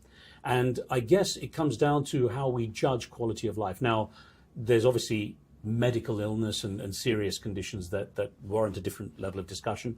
There's quality of life in terms of what people perceive as wealth or, capability, financial capability. What is quality of life in your terms? There's a very sharp distinction in the history of philosophy between quantity and quality. Quantity, we all know, quantity is opulence, a mass of goods, and quality is something quite different. I think quality is the capacity to reveal what is singular in life, what is non-negotiable in life, what is radically singular and particular. Now, I believe that each and every one of us must think that problem of singularity through, must think the relationship between what is singular and what is qualitative. Now, if you ask me as a philosopher, I will tell you that what is most important in this qualitative ideal is time, temporality, how to use our time, how to think through the utilization of our time, of our temporality as existence, but also our time with others, our time that we share with others in our communities, in our families, even in regards to our country, etc. My mother, as a personal note, my mother went through years of Parkinson's disease, and at one point she said to me, as she was losing her physical capabilities, her mind was still sharp, she said, "This is not living, it's existence." That resonated with me. So how do we determine what a person is entitled to in terms of quality of life? Yeah, no, it's a great question, because you're marking the distinction between life and existence. Now, perhaps I should make something quite obvious. Existence, the word existence, means actually to step out of oneself, transcend oneself. It comes from the existence, it means to come out of oneself. I'm very attached to this idea. I'm very attached to this idea because I believe that human life must constantly and incessantly transcend itself. One must transcend itself, out of itself, into a betterment of oneself, into the qualitative ideal of a temporality that stretches out. The main problem for me when I think about the idea of quality of life is that we often reduce temporality. We often reduce temporality to a particular goal. I want such and such a thing. I want to achieve such and such a job. I want to achieve such and such a situation. We restrict temporality to succeeding in a particular goal or a particular appropriation of a goal.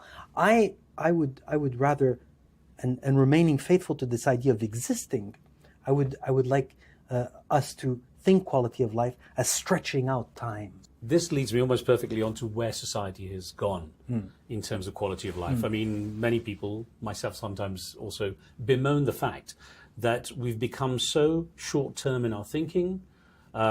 We have lost, as society, our understanding of the difference between need and want. Yes. And it's driven very much by want, so much more than need. And that kind of detaches us from the real needs on this planet, between societies and cultures and so on. So when we think of quality of life in those terms, how can we bring ourselves back to understanding these differences? When you have a conference looking at the quality of life, how do you get people to consider this and not think short term and materialistically? Yeah, no, I think I mean you're putting your finger on a very important topic, and I think a topic that will be discussed throughout our conference. That is, how can we instill in our lives, in the quality of our lives, the possibility to invent or to think outside the box, to be very pragmatic in my speech. That is, think outside the box, invent outside the determined modalities of our thinking. You were asking me about where has society gone. I feel today, politically, sociologically, anthropologically, even geographically, I feel that we have reached a point where our humanity is extremely determined in the simple repetition of inherited ideas. I believe what we need is to reinvent these inherited ideas. But what are these inherited ideas based on? They're based on a tradition, and I'm all for the enhancement of our tradition, but I'm also thinking that our humanity, and this is why I'm so attached to this project here in Riyadh, is that we are incessantly seeking to reinvent our tradition. That is, take our tradition and our different traditions. It's an international conference. People from all walks of life, not only philosophers, scientists, not only people from the Middle East, but also people from all over the world are coming to Riyadh to take what our traditions have given us, and invent a commonality of humanity.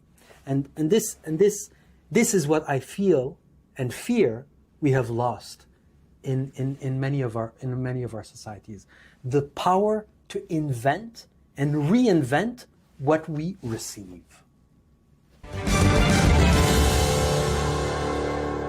the conference, the Riyadh International Philosophy Conference, the theme for this year has been quality of life. Mm-hmm. And I'm wondering, where this fits into what you might define as quality of life.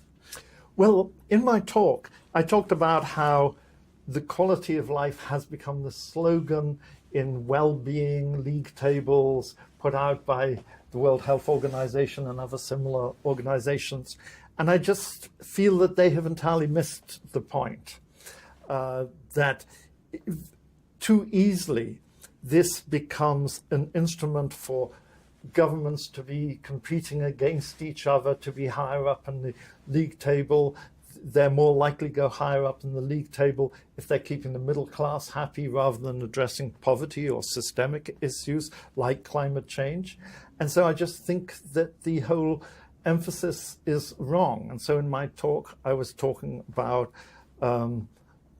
poverty and hunger and why I would prefer to see that as the issue, and global poverty. It shouldn't be countries competing against each other to be better than the other one. We should be trying to pull up the people who need the most help.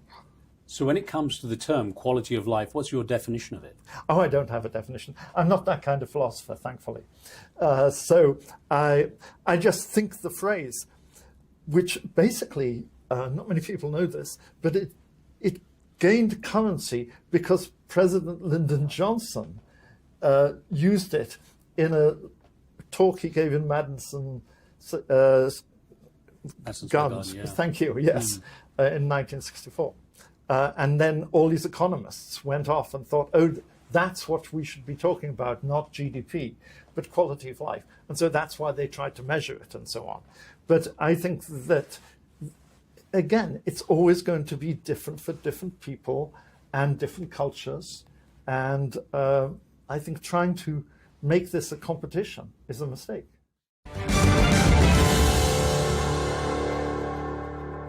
Do you find the world of philosophy is a shrinking one? Oh, that's a very provocative, in its own sense, it's a very provocative question. At times I do feel philosophy is shrinking. That is, I do feel philosophy is becoming ever more so specialized and structured only on the repetition of its own tradition, which is an extremely rich tradition. And certainly we need that form of specialization in universities and research centers. And I'm a professional philosopher, so I'm not going to criticize that. But at the same time, I do feel that what philosophy really needs and how philosophy can really help, because we always say philosophy cannot help our society, they're abstract and they're living in their ivory towers in Cambridge and Oxford or wherever, but where philosophy can really truly help is to develop and deploy in what is common, what is to reveal in what is common, what is singular. That is, from where we can reinvent ourselves. I think philosophy has a task today to insist on the reinvention of our humankind. Is the problem that philosophy is considered elite? Is that the issue? No, it's one of the problems. It's one of the problems, and I think philosophy has a great responsibility in that elite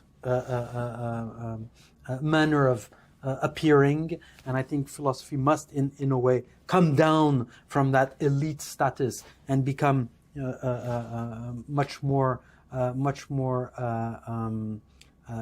closer to our everyday life. But at the same time, I would never want philosophy to let go of its radicality, and its radicality is what? Its radicality is, again, the possibility for the subject to transcend itself, for the human subject to transcend itself, to become other than itself, to reinvent itself. Do you, as a philosopher, often change your ideas, your philosophies? Constantly. And I think, if I may be a little bit provocative even about philosophy, I think one of the great dangers of philosophy and of philosophy as a discipline is to always pretend that coherence is the sole motivator for human beings. I think there is a value to uncoherence, to the possibility of constantly and incessantly changing to adapt to our singular existential situations. The situation of 1968, is not the same situation in 2024. We need to have not only evolved from 68 to 2024, but rethink the very concepts that were used in 68, rethink those concepts for 2024. That means constantly and incessantly change.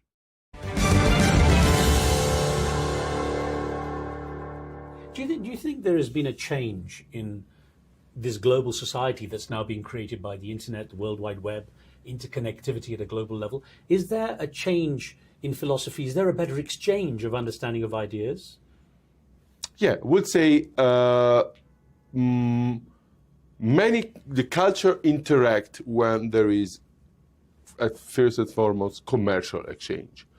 So the beginning of the Renaissance, the rise of Columbus, and the rise of the companies to the east, the Jesuit company already increased the knowledge from the west to the east, and so on and so on. Now we live in a globalized world. This is my matter of study, in a complex world.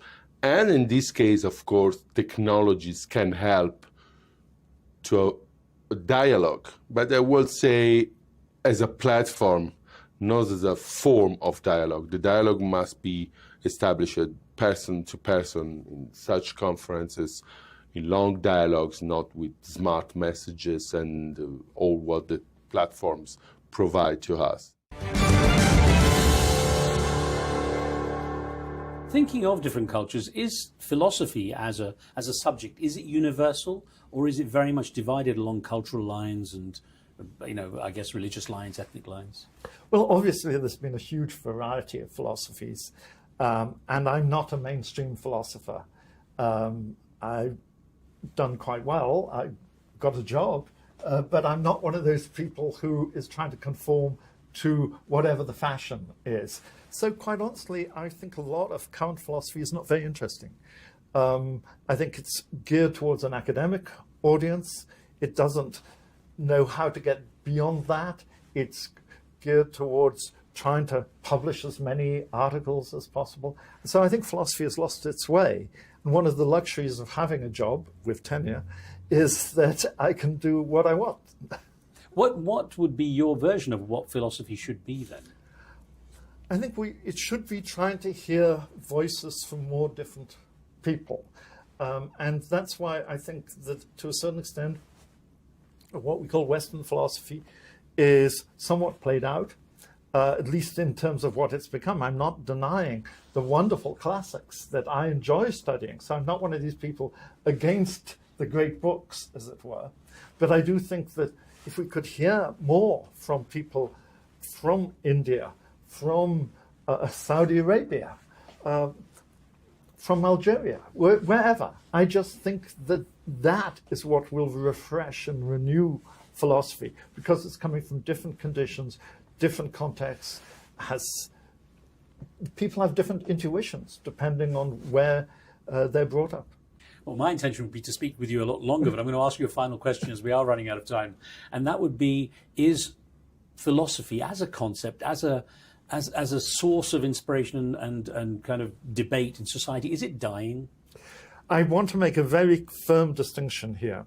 I think if I look at academic philosophy as it's practiced in many elite institutions, I would say it deserves to die.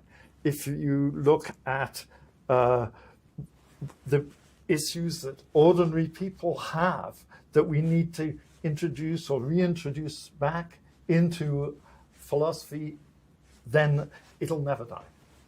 Professor Robert Bernasconi, what a pleasure. Thank you. I enjoyed it too. Thank you. Professor Versopi, thank you so much for joining me on the show. Thank you too. Thank you, sir.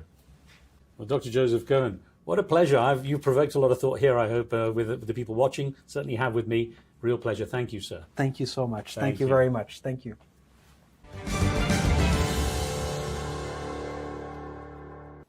Some thoughts there on how the ancient tradition of philosophy can be applied to very current issues that are being passionately debated in some parts of the world today. Thanks to all my guests for their respectful, considered and sensitive contributions they brought to this episode. I'm Riz Khan from me and the team. Thanks for watching. We'll see you soon.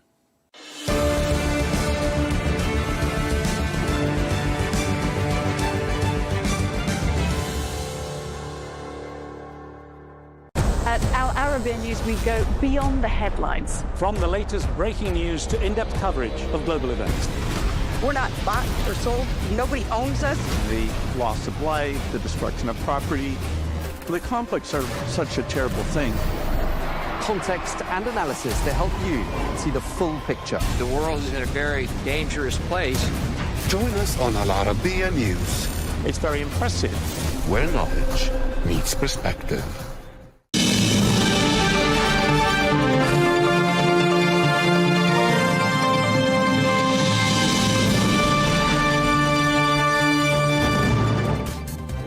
Hello and welcome to Global News Today, bringing you exclusive interviews with leading experts every weekday here on Al Arabiya News.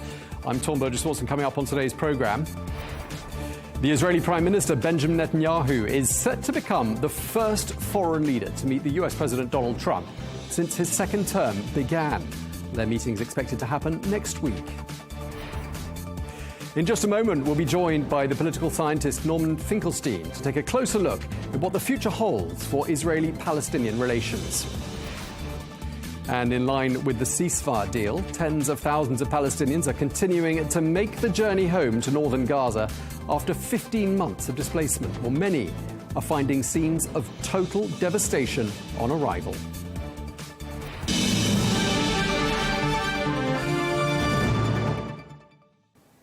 Hello and welcome to the programme. The Israeli Prime Minister Benjamin Netanyahu is set to become the first foreign leader to visit the White House since President Donald Trump began his second term. This follows on from an invitation from the White House. Well, in the invitation letter, President Trump said that the two men would be discussing how to bring peace to Israel and its neighbours. Well, that meeting is expected to be held on the 4th of February. Well, the last time the two men met face-to-face was last year in Florida. Well, Prime Minister Netanyahu's visit comes as just days after President Trump suggested that residents of Gaza could leave the territory and be resettled in Egypt and Jordan. Well, that idea has been criticised and rejected by regional leaders.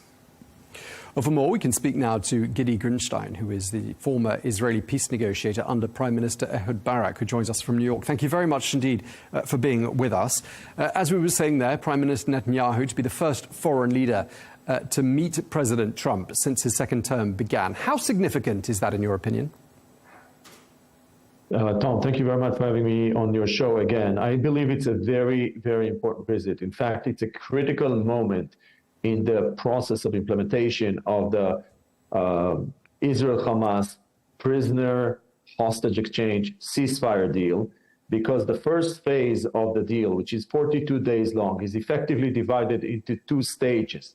The first stage, 16 days, which ends on the coming Sunday, is when we had 3 exchanges of hostages and prisoners and some Israeli withdrawal, and we also saw the scenes of of Gazans going back to northern Gaza, as well as extensive traffic of humanitarian aid into Gaza. But the second phase, the remaining 26 days of the first phase of the deal, during that period, we're supposed to see 4 additional exchanges of hostages and prisoners, as well as the beginning of negotiation of the implementation of the second phase of the deal, meaning day 43 to day 84. And when it comes to that second phase, it's much less clear what the parties are expected to do. Now, in Israel, among the right wing and among many of the supporters of this government and of Prime Minister Netanyahu, there was a little bit of a shock, actually a significant shock, by the deal that was struck with Hamas, by the fact that so much aid came into Gaza, that Hamas fighters were allowed to be seen on the streets like that. Also by the fact that by the amount of prisoners, Palestinian prisoners that were released in the deal, including very significant people that have a lot of blood on their hands. So for all these reasons, effectively the right wing in Israel and the right wing in America is colluding to prevent the continuation of the implementation of the deal, meaning not going into phase 2. So when Prime Minister Netanyahu comes to Washington, the first thing he's going to be speaking about is about the recognition from Washington, from President Trump, to go back into war, to go back to pursuing war against Hamas. The second thing is, of course, the normalization with Saudi. And the third major issue is Iran. Israel sees a historic opportunity to basically eliminate or set back significantly the Iranian nuclear project. And of course, there is the Syrian, Lebanese, Israel political opportunity that was created by the dramatic change in Syria and by the outcome of the war of Israel and Hezbollah. So a very full agenda, but this is a very critical moment because if Israel goes back to war with Hamas, the likelihood of normalization with Saudi is significantly postponed. All right. I just want to ask you about the state of relations between the two men, because relations are reported to have soured briefly back in 2020 when Prime Minister Netanyahu congratulated President Biden for his election victory. Has the relationship been patched up, do you think? I'm not sure. There are conflicting reports about that. Certainly, the relationship right now are not what they were in the past. There were also significant rumors that Netanyahu was going to be invited to the inauguration, but then he was not. There was another set of rumors that his wife and son were going to be invited to the inauguration. To the best of, at least in the media, they were not present there. And there are a lot of people around Trump who support or endorse a much more pragmatic outlook for the resolution of the war in Gaza and tied to advancing normalization with Saudi, which, and this, I would say, universe or ecosystem around Trump is very suspicious of the very right-wing coalition that Netanyahu has circled himself in Israel. So I think it's going to be a very sensitive meeting between the two men. I think on camera it will look good, but behind the scenes there is conflicting views, at least with regard to what the next steps in Gaza and also the prioritization of the normalization with Saudi. Again, as I said, most people that in my assessment, and also most people that I spoke to in Washington over the last few days, don't believe that that pursuing normalization with Saudi, that you can pursue normalization with Saudi while going back to war, meaning those two goals are conflicting. And therefore, those who want normalization with Saudi will want to see an implementation of the ceasefire deal with Hamas in Gaza. Okay, well, we're going to leave it there. Thank you very much indeed for your time. Gidi Grinstein, thank you so much. Thank you very much for having me. Well, for more analysis on the latest developments relating to Israel and the Palestinian territories, we can speak now to the renowned Middle East researcher and political scientist, Professor Norman Finkelstein, who joins us from New York. Professor Finkelstein, thank you very much indeed for joining us here on Arabiya News. I wanted to start by asking you about one of the week's top stories. We heard that Prime Minister Benjamin Netanyahu is going to be the first foreign leader to meet President Donald Trump since he began his second presidency. What sort of a message do you think that sends to the Palestinians? And what do you think the new administration has in store for the Palestinians and their aspirations for statehood? The message, I think, is threefold. First of all, it's to appease Donald Trump's base, a large part of which is, here I'm referring to the Republican Party, a large part of which is enthusiastic about Israel. Number two, it's to placate or appease the billionaire Jewish supremacists like Bill Ackman, the billionaire Bill Ackman, who supported Donald Trump.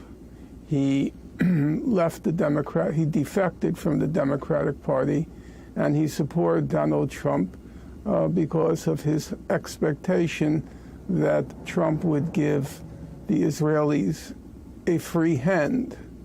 And number three, in general, he wants to transmit the message that international law will have no part in his administration, that even though a search warrant has been issued by the International Criminal Court against Prime Minister Netanyahu, as well as the former Defense Minister Gallant, that those kinds of considerations, i.e.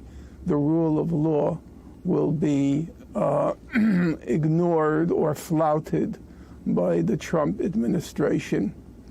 As to the prospects, my guess is that Donald Trump will give the Israelis a free hand so long as it doesn't become an international crisis in Gaza.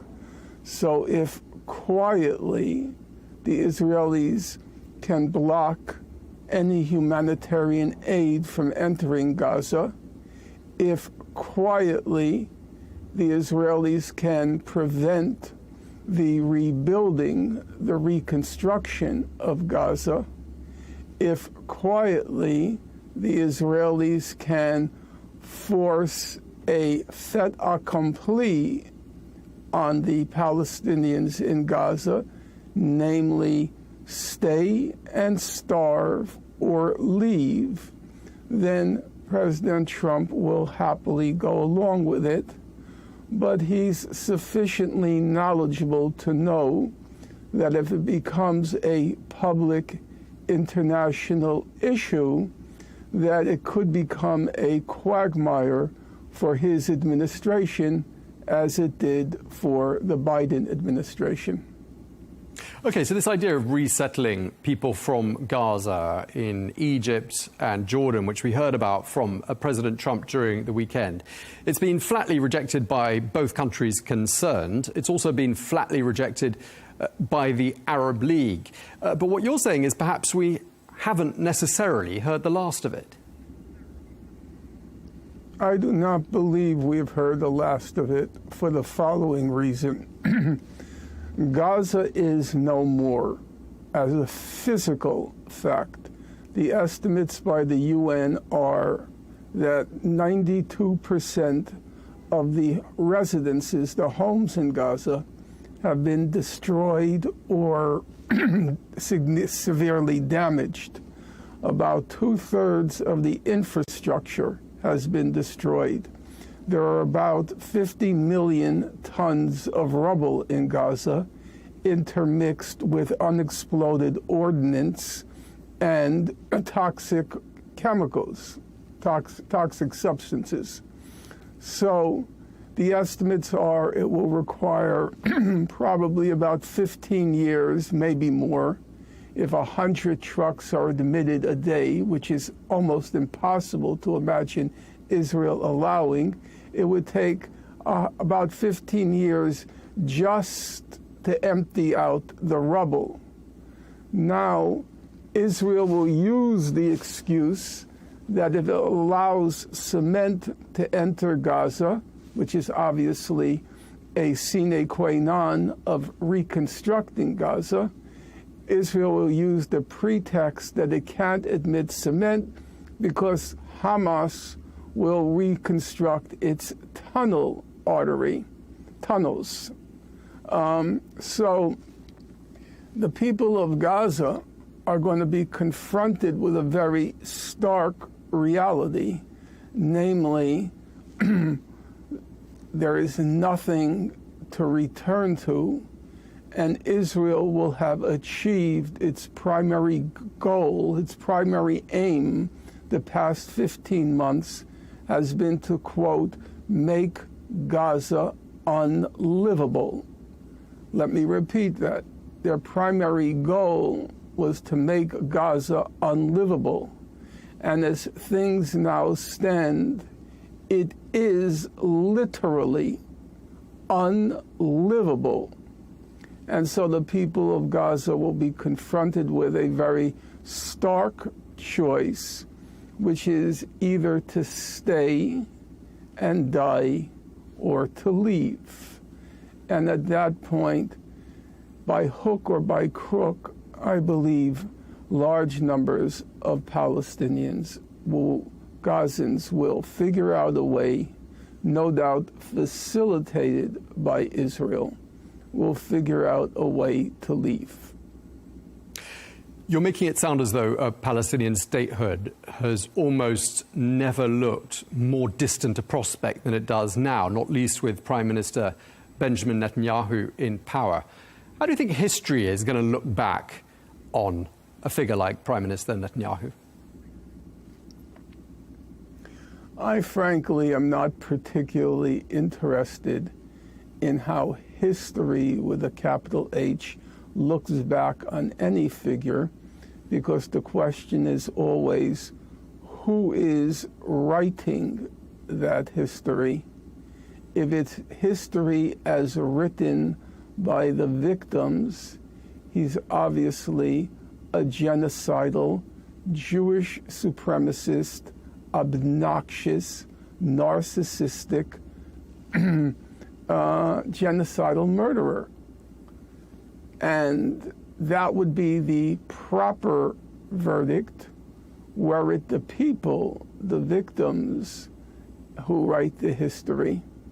But if it's written by the faithful, loyal scribes of power, institutions like the BBC, institutions like the New York Times, if it's written by those folks, then the record will be that, yes, he did some wrong things, but he was, of course, loyal and faithful to his people.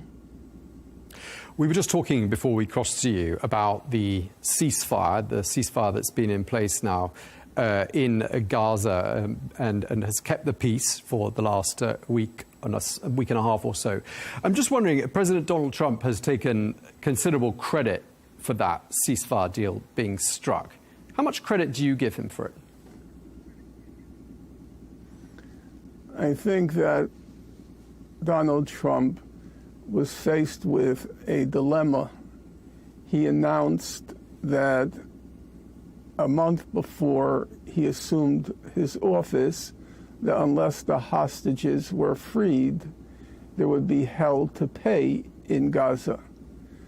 And the problem was for Donald Trump, the hell was already paid in Gaza by President Joe Biden.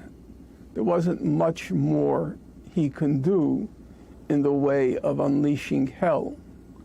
Secondly, he didn't want to begin his presidency on a monstrous note, which would be unleashing even more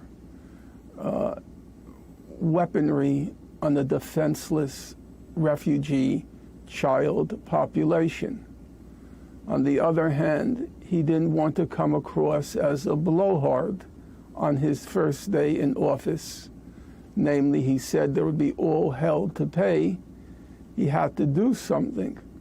And so given the two choices of appearing like a monster on his first day in office in a very unpopular, it wasn't a war, it was a genocide, in a very unpopular military action by Israel, and coming across as a blowhard, namely saying there would be all hell to pay and then doing nothing, between those two choices, he opted for telling Netanyahu, you have to sign an agreement that releases the hostages so he can claim that he followed through on his threat, and that the rest, the stage 2 and stage 3, would be consigned to the dustbin.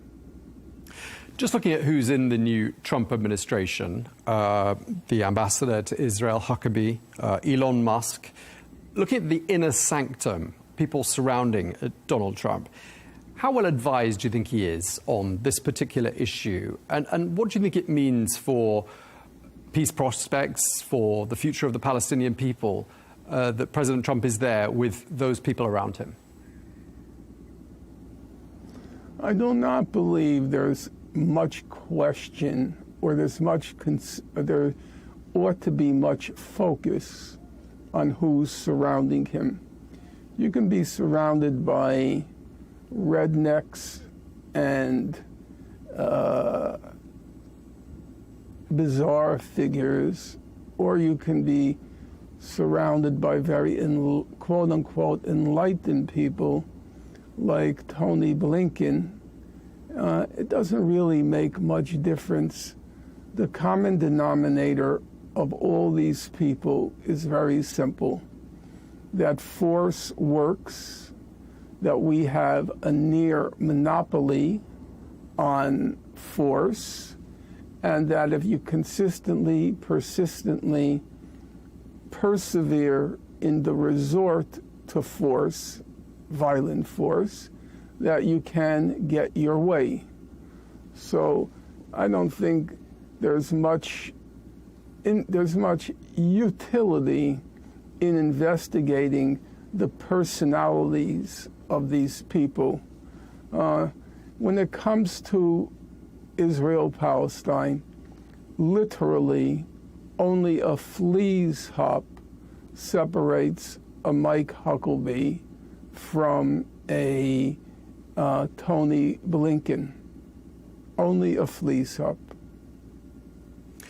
So you don't think a figure like Elon Musk, who is shaping up to be a really important figure, he's already demonstrated he's a very important figure in the Trump administration. He wields enormous power on social media. He's also extremely close to President Trump. Do you think he might bring something, perhaps a new approach, a new way of looking at this historic problem?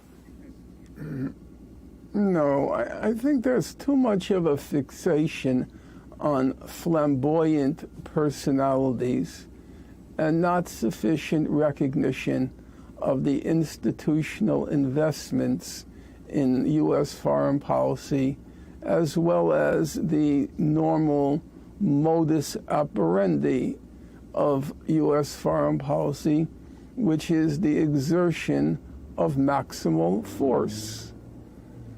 Elon Musk probably can't find Israel on a map and probably couldn't care less that he can't. And people like Mr. Huckabee and others, they have no special personal investment. And even if they did have a personal investment, such as the one by the billionaire Jewish supremacist Bill Ackman, he has a personal investment because his wife is a former Israeli pilot. So I imagine there is a lot of table talk at their estate about how to influence Trump. But the personalities surrounding Trump have no personal investment in Israel. And so it will be the default setting for all of them, which is maximal force to pulverize weak people. Do you get the impression overall that the US public is particularly interested or particularly concerned about developments thousands of kilometers away in Gaza and in the Palestinian territories? And do you think they're well enough informed? The U.S. public, I wouldn't say it is any more fickle than other publics. I would say the U.S. public is as prone to news headlines as any other public. And there was a certain point, in particular in the spring of last year, roughly a year ago now, when the student encampments seized if it's not imagination, it seized the attention of the U.S. public. And at that point, public concern was pretty steady, even though for a short period of time, and it had an impact on the Biden administration. However, the Jewish billionaire supremacist class, people like Bill Ackman, Barry Sternlicht at Brown University, Robert Kraft at Columbia University, they start to exert their financial leverage on the universities. They ousted, unprecedented in American history, they ousted 3 Ivy League college presidents, President Gay at Harvard, President McGill at University of Pennsylvania, and the president of Columbia University was eventually ousted. And then the marching orders by the billionaire Jewish supremacist class was to crush all resistance on the college campuses to the Israeli genocide in Gaza. Now it's gone a step further with Harvard University last week imposing draconian limitations of free speech at Harvard when it comes to Israel and Palestine.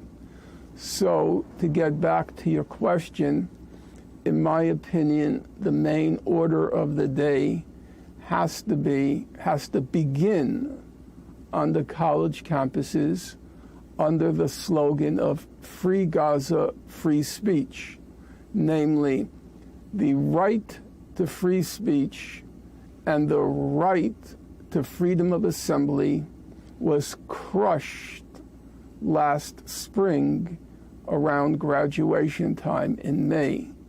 And the challenge now has to be for every college campus in our country to seize on the slogan, Free Gaza, Free Speech, the right to speak your mind out on the genocide, the ongoing genocide in Gaza, and the right of assembly. So in my opinion, they should set a date, maybe April 1st, 2025, where every college campus in our country simultaneously, in synchrony, sets up a new encampment. Now that would mean, in my opinion, a direct confrontation, not just with the university administrations, but with an emboldened President, Donald Trump. It would be a direct confrontation. But I think in terms of preserving what remains, the remnants of our democracy in this country, that's a confrontation that should be welcomed by the students, activists who will play a vanguard role in trying to win back that right to free speech, which was crushed not by the Trump administration, but by the Biden administration, but which Trump will no doubt capitalize on should there be resistance on the college campuses. Yeah, and I just want to ask you, because, I mean, some of our viewers might not be aware of the draconian measures that you're referring to on campuses. And I think you mentioned recently that words like Gaza and genocide are 2 words that are, in fact, forbidden in some university campuses. Correct me if I'm wrong. But I'm just wondering yourself, as a professor, as an academic, what goes through your mind when you hear that centres of academic excellence are forbidding the discussion of important issues, essentially? Well, what goes through my mind is how utterly spineless these university administrations are, how totally lacking in any principle whatsoever these administrations are, and how superficial how cheap is their commitment to principles like academic freedom. You hear the term over and over again, proudly burnished by these universities. Academic freedom, the university being the ultimate marketplace or free marketplace of ideas, that no thoughts should be banned, that there should be no limits at the university setting on free speech, and how, on the one hand, and how, on the other hand, was so pitiful, so pathetic, how all these universities caved in to big money, to big donors, how easily, without even a whimper, how easily they sold all their so-called, their ballyhooed principles of academic freedom and free speech. It's so pitiful, so pathetic how these university administrations, beginning with Harvard, acquitted themselves. Remember, we're America. There's no threat of a military coup, of being jailed, of being disappeared, of being tortured in a in a chamber. We don't face those threats, which are faced by so many other peoples around the world. What threats do these universities face? They have, in the places like Harvard, they have tens and tens and tens of $1 billion in endowments. So they may lose from those tens of billions of dollars.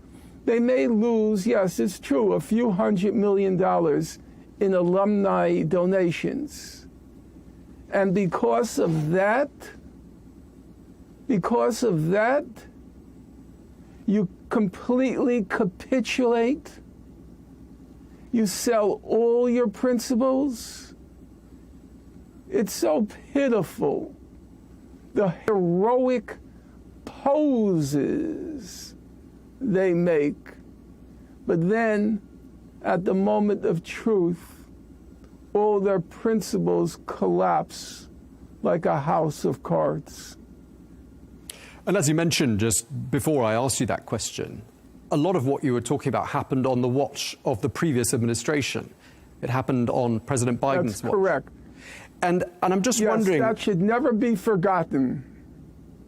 Right, and I just want to ask you whether you think ultimately his handling, not just of that issue, but issues right across the Middle East, in particular this issue of what's been happening in Gaza, do you think that's what cost them the election last year?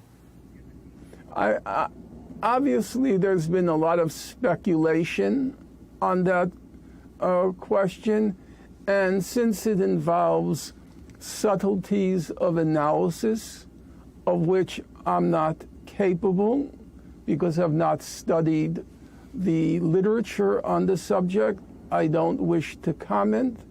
What I would want to say is, number one, however awful Trump turns out to be, we must remember that it was the Biden administration that gave the green light to the genocide in Gaza. Some people bewail the fact that Donald Trump says all the people in Gaza should be cleaned out and resettled elsewhere.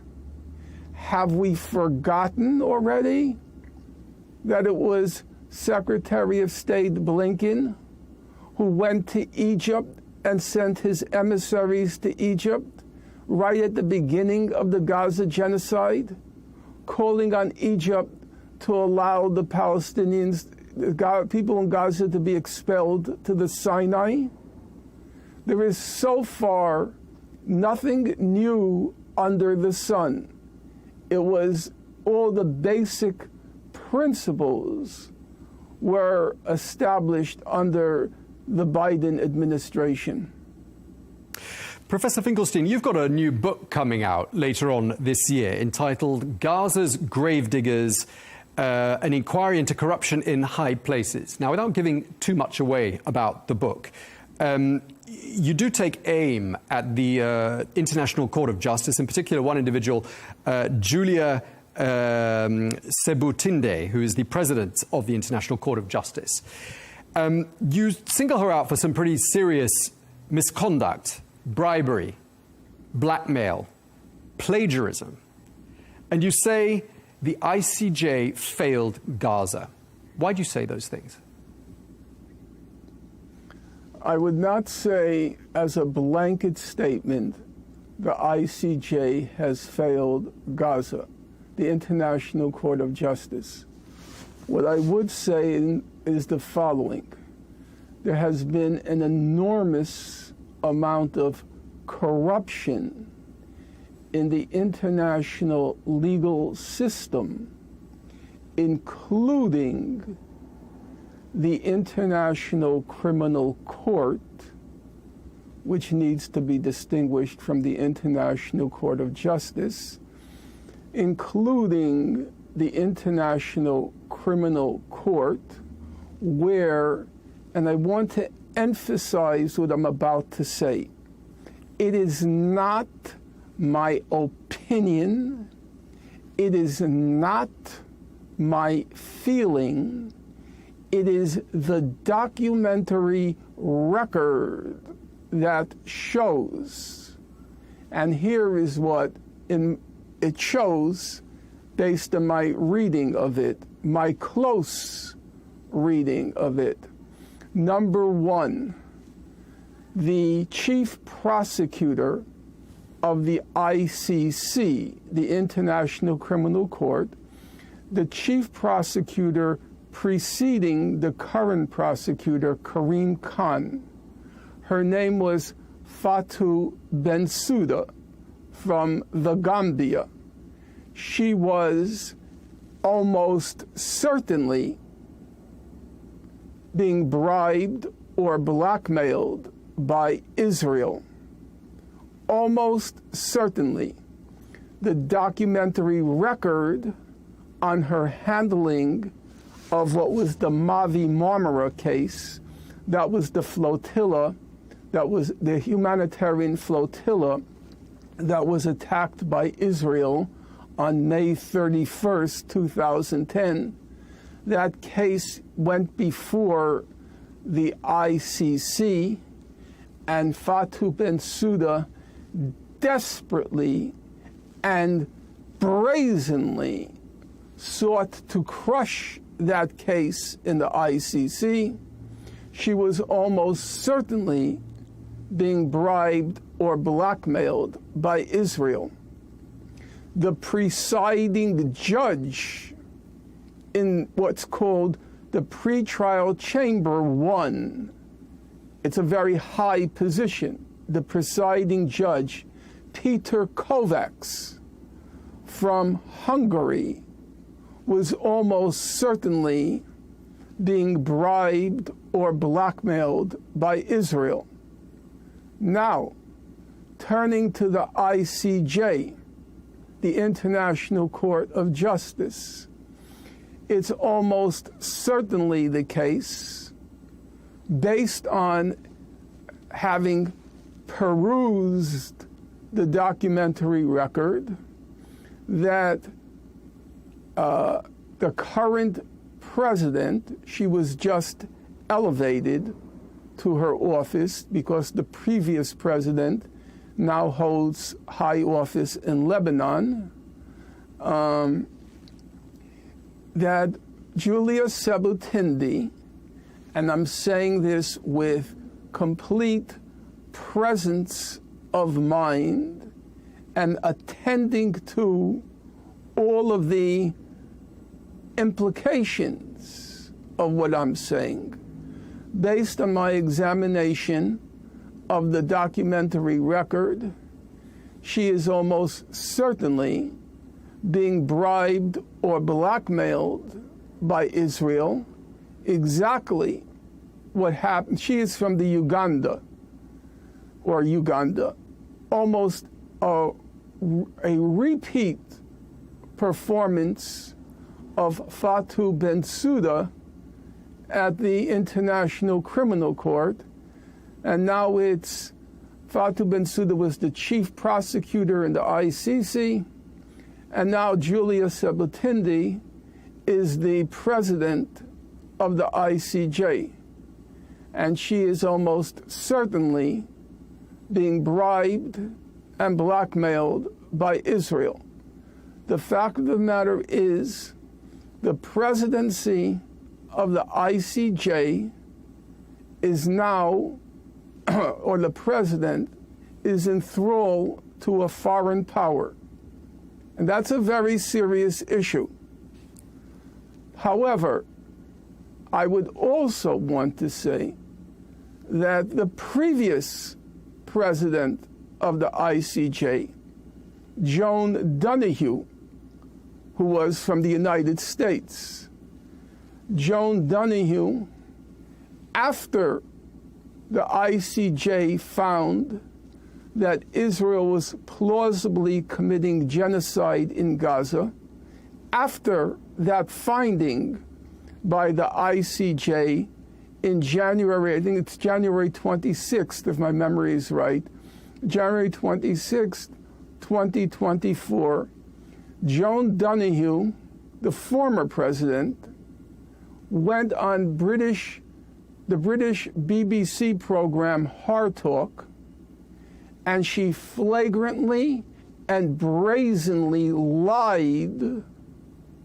L-I-E-D, she lied about what the ICJ found, and she stated that the ICJ did not find that Israel was plausibly committing genocide.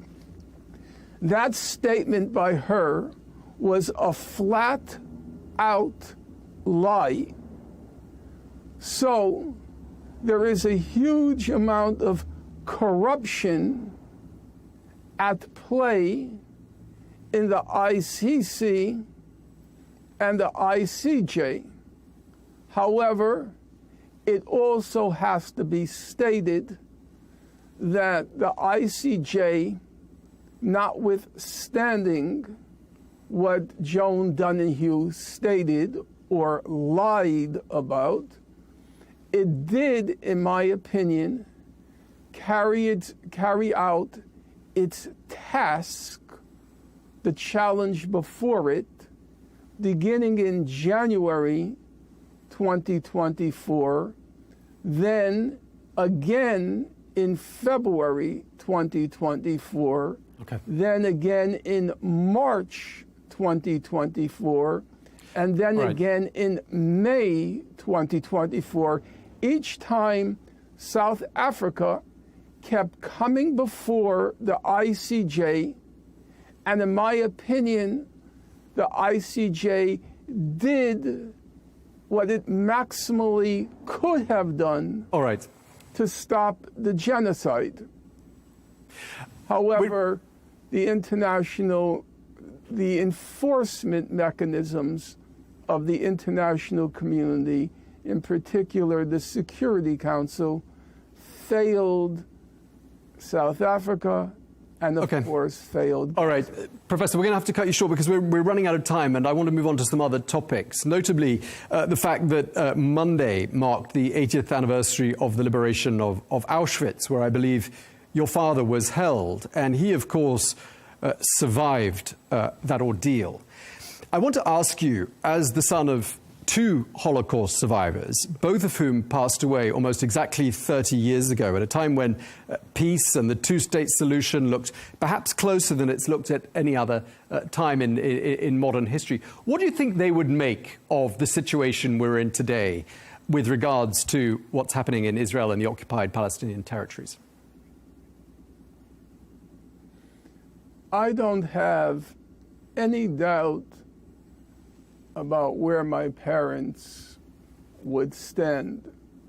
I would not want to whitewash who my parents were and the fact that, like all of us, myself included, is filled with flaws, inconsistencies, hypocrisies. That's part of being human. However, on the question of human suffering, and in particular on the question of war and its horrors, my parents were, I believe I can say without any fear of being disingenuous, I believe I could say my parents were utterly, totally principled. Their hearts and their minds would reach out to the people of Gaza, and they would be unsparing in their condemnation of the monsters, the human monsters that currently occupy high office in Israel and their benefactors in the United States. And I am quite sure they would be emphatic in separating themselves, distancing themselves from the Israeli population. I'm not here talking about the Israeli state. The Israeli population, which has displayed, put on display the most horrible manifestations of human degradation and human corruption. Okay, and just lastly, Professor, I want to ask you, at one stage there was a 10-year ban on you visiting Israel. You've actually been deported from that country, I believe, in the past. Have you tried visiting Israel again? Would you go there again? And what do you make of attempts, are there attempts by Israel to cast you as being some sort of a pariah? I've made no attempts because it's quite obvious what will happen, and I don't see it as being economical, both in terms of time and cost, to go all the way, to journey all the way over there, only to be told that I'm not going to be allowed in. On the question of pariah, I do not, were it the case that I was a pariah, were it the case, I do not believe that being a pariah is in all circumstances a dishonorable position to occupy. If I might give just one example that comes to mind, there was the great German-born actress Marlene Dietrich. And Marlene Dietrich, during World War II, she sided with the Allies, the British, French, Russians, and Americans, the four main allies. She sided with the Allies against Germany. She was German-born. After the war, when she returned to Germany on occasion to perform, for example, she was jeered and attacked. She had become a permanent pariah in Germany for having committed treason and betrayed her people and her homeland. But, in my opinion, in the hearts of all free people, free men and free women, she, like other Germans who, quote unquote, betrayed their country and betrayed their people, people like the Mann, Thomas Mann and Heinrich Mann, the Mann brothers, they will always be honored in the hearts of free men and free women, even as in their places of birth, they are pariahs. Okay. Well, thank you very much. We're going to have to leave there because we're out of time, but we really appreciate you taking the time to speak to us. Professor Norman Finkelstein, thank you very much indeed. You're welcome.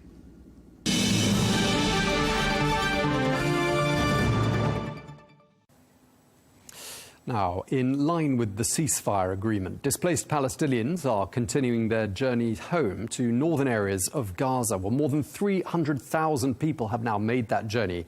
But in some cases, they're finding on arrival conditions so dire that they're having to turn back around and return to the south. Well, for more on that and all the developments, we can speak now to Manuel Hassassian, the Palestinian ambassador to Denmark. Ambassador, it's great to have you with us again here on Al Arabiya News. I'd just like to start by asking for your reaction to today's news that we were covering at the top of the programme, that Prime Minister Benjamin Netanyahu will become the first foreign leader to visit the White House when he goes there next week. What's your reaction? Well, actually, you know, after the election and the inauguration of President Trump, I think one of the major concerns in terms of foreign policy is the fact that the Middle East stands as a top priority for President Trump. And the question of stability and insecurity in the Middle East is a prime concern. And looking at the situation in the Middle East, we know that the crux of the problem is the Palestinian-Israeli conflict. And the recent developments that happened in Gaza has been, you know, basically an alarm to President Trump that without solving this issue, things will be unstable and things will not be according to the strategies of the United States in terms of controlling the Middle East and what have you. So Netanyahu is invited to go to the White House first to discuss the question of the ceasefire and to question the implementation of the ceasefire, and secondly, the prospects of trying to diasporize the Palestinians by ethnic cleansing and trying to force them to go into Egypt and basically Jordan is on the agenda between Netanyahu and President Trump, with the allegations that President Trump wants peaceful things for the Palestinians in Gaza to live in peace and not to live in a state of war and what have you. So, and the question of the West Bank with the increase of settlements also, and Trump's position on the question of allowing Netanyahu with a green light in more or less expanding settlements and in the future ceding the West Bank is in line basically with the policies of Netanyahu. So that's why they want just to brush on all these issues and you know, see how they could implement that as a process where, you know, the national interests of both will be preserved, and let alone there will be another vow from Trump to help Israel financially, militarily, and politically. And that's the significance of this trip. You don't sound very optimistic. So viewed from the point of view of the Palestinians, those two men having those talks at the White House doesn't sound like it's going to bring anything positive for the Palestinian people. No, I agree with you. There is nothing positive for the Palestinians. Now, if for the interim period, if the Palestinians are now moving from the south, in Gaza, from the south to the north, it's just to meet their loved ones and to see the catastrophe, the debacle that befell Gaza City and the north, that in itself basically is something that the Palestinians believe morally, that they are not being diasporized and they're not leaving their Gaza, and they are there even to put tents and live with the rebels. That has been the consequence of such a brutal attack by the Israelis. But in the final analysis, the Israelis wanted basically not to have conducive conditions for the Gazans to come back by all this destruction, so as voluntarily the Gazans will accept the fact that they should move to Jordan, to Egypt, whatever the international community will offer them. But I believe that the predictions of the Israelis and the Americans are not in the right way, because the Palestinians in Gaza are determined to stay on their land. Okay, so, these people who are returning to their homes, we've seen devastating scenes, and they're returning to really upsetting situations where their homes once stood. They're finding rubble and ruins. I mean, do you think they won't reach a stage when, with no construction materials coming into Gaza, they won't just want to go and live somewhere where they do have access to a more stable roof over their head, and that this plan to resettle them in other countries, you don't think it's going to work? I don't think the Gazans are in a situation where they are ready to leave Gaza. Look, if you go down the streets in Gaza, and we have seen this on television, from our local televisions and what have you, and from the reports that we receive, not a single interviewee said that I am leaving Gaza. Even under the rubble, they said we will put our tents and live on our land. Nobody is going to force us to leave. So the resilience of the Gazans to stay on their land is a message to Trump and Netanyahu that it is only by genocide they can get rid of the Palestinians, and not by forceful diasporization, and not by creating dire conditions for them to live in. And when you saw those pictures yourself, as a Palestinian, what went through your mind when you saw people returning to total devastation? Well, of course, we are saddened and we are shocked, we are baffled to see the remnants, of this destruction. In itself, for us, it made us believe that we are a people that believe in resurrection. And I think the Gazans are going to resurrect and overcome all these hurdles and all these calamities that they have faced in terms of destruction, in terms of killing, in terms of maiming and what have you. And I think the determination of the Gazan people themselves, along with the support of all the Palestinians in the West Bank and what have you, is to encourage them morally to stay and to meet the other hurdles of Mother Nature and the dire conditions that they are going to live for maybe several years to come, until Gaza will be rebuilt and what have you.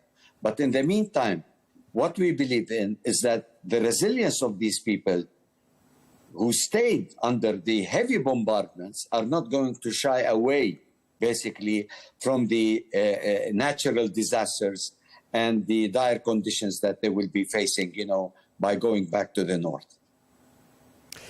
It doesn't sound like you think things are heading in the direction that the Palestinians would want them to. And I'm just wondering, with Benjamin Netanyahu in power, with Donald Trump in power, do you see any hope for a two-state solution, a lasting peace between the Israelis and the Palestinians?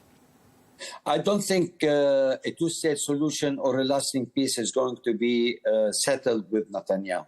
Netanyahu has an agenda. Netanyahu wants to see the West Bank. Netanyahu doesn't believe in a two-state solution. Netanyahu believes in occupation plus, and this is what Netanyahu wants. We cannot work with such a radical, conservative, extreme right-wing, government. And since Netanyahu's advent in the last 13 years, look what happened. No negotiations.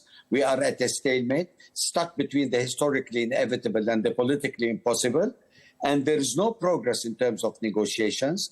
All we have seen from Netanyahu, destruction, control, raids, and what have you.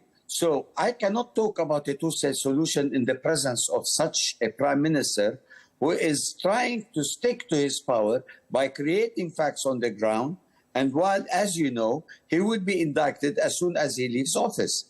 And it seems that the society in Israel, still right-wing society, they cannot understand the realities, that they cannot have peace without the Palestinians having their independent state.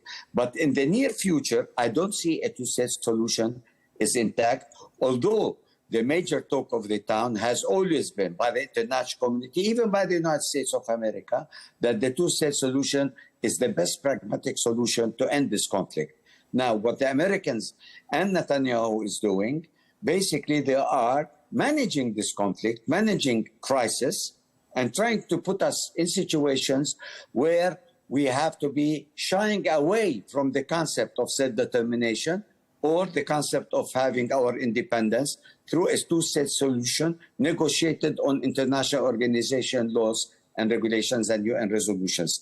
So with Netanyahu, I think it's a total stalemate. We cannot move 1 inch with that. But I tell you, the prospects of having peace in the Middle East and security in the Middle East is by having an independent Palestinian state. Although it is, you know, as you know, it is a historic compromise to accept 22% of the land. But this is, I mean, the reality of the fact. We have to admit that we have accepted the state of Israel on 78% of the land. And we have said, yes, we go ahead with 22% having our own independent state. Just lastly, Ambassador, one of the more curious announcements we've heard coming out of Washington in the last couple of days is this freeze on overseas assistance, which targets the Palestinians in Gaza. They say that there's a $50 million contraception distribution program in Gaza, and it's now going to be cut off. I'm just wondering what your reaction is to that. Apparently this was unveiled by Elon Musk's team, which is examining inefficiencies in the government. But are you concerned that with gestures like that, we're going to see basic needs of Palestinian people in Gaza simply no longer being met by international aid, and in particular from the United States? Yes. Well, we don't count on the American aid. We never counted on the American aid. And during the golden age of the Oslo process, we had like $500 million coming from the United States of America. Half of it goes to their international organizations operating in Palestine. So what we get from the Americans is pittance. So we don't put all our thoughts and our responsibility basically in having that kind of money in order to secure and salvage our situation. Our major contributor, as you know, is the European Union, where, you know, hundreds of millions of euros come into the West Bank regularly. I mean, to the Palestinian Authority in terms of paying wages, paying infrastructure development, and what have you. So the main donor is Europe. If that stops, then your question makes me feel precarious at best, that things are not going to be well going for the Palestinian Authority. But the American money is pittance. Okay. And secondly, as you know, we could have money coming from donations and from governments, Arab governments, constantly. We used to get them. Now they have been, a little bit controlled, by the international finances and by the Americans. But in the final analysis, never think that the American money and aid could really alleviate the miseries of the Palestinians. It's the Europeans and the Arab money that helps us. Okay, well, thank you very much. We're going to have to leave it there. Ambassador Manuel Hassassian, thank you for your time. Thank you, sir.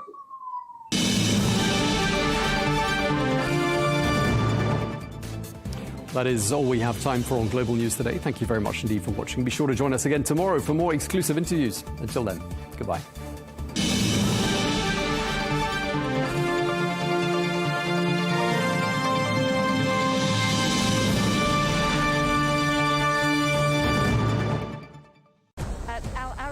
We go beyond the headlines. From the latest breaking news to in-depth coverage of global events. We're not bought or sold. Nobody owns us. The loss of life, the destruction of property. The conflicts are such a terrible thing. Context and analysis to help you see the full picture. The world is in a very dangerous place. Join us on Arabiya News. It's very impressive. Where knowledge meets perspective.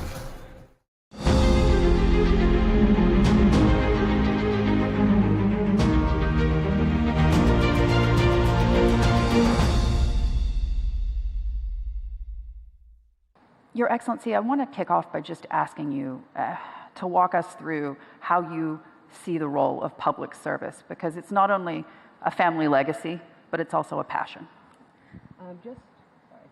Just for some context, for those who might not know, my grandfather was Shaheed Zulfikar Ali Bhutto.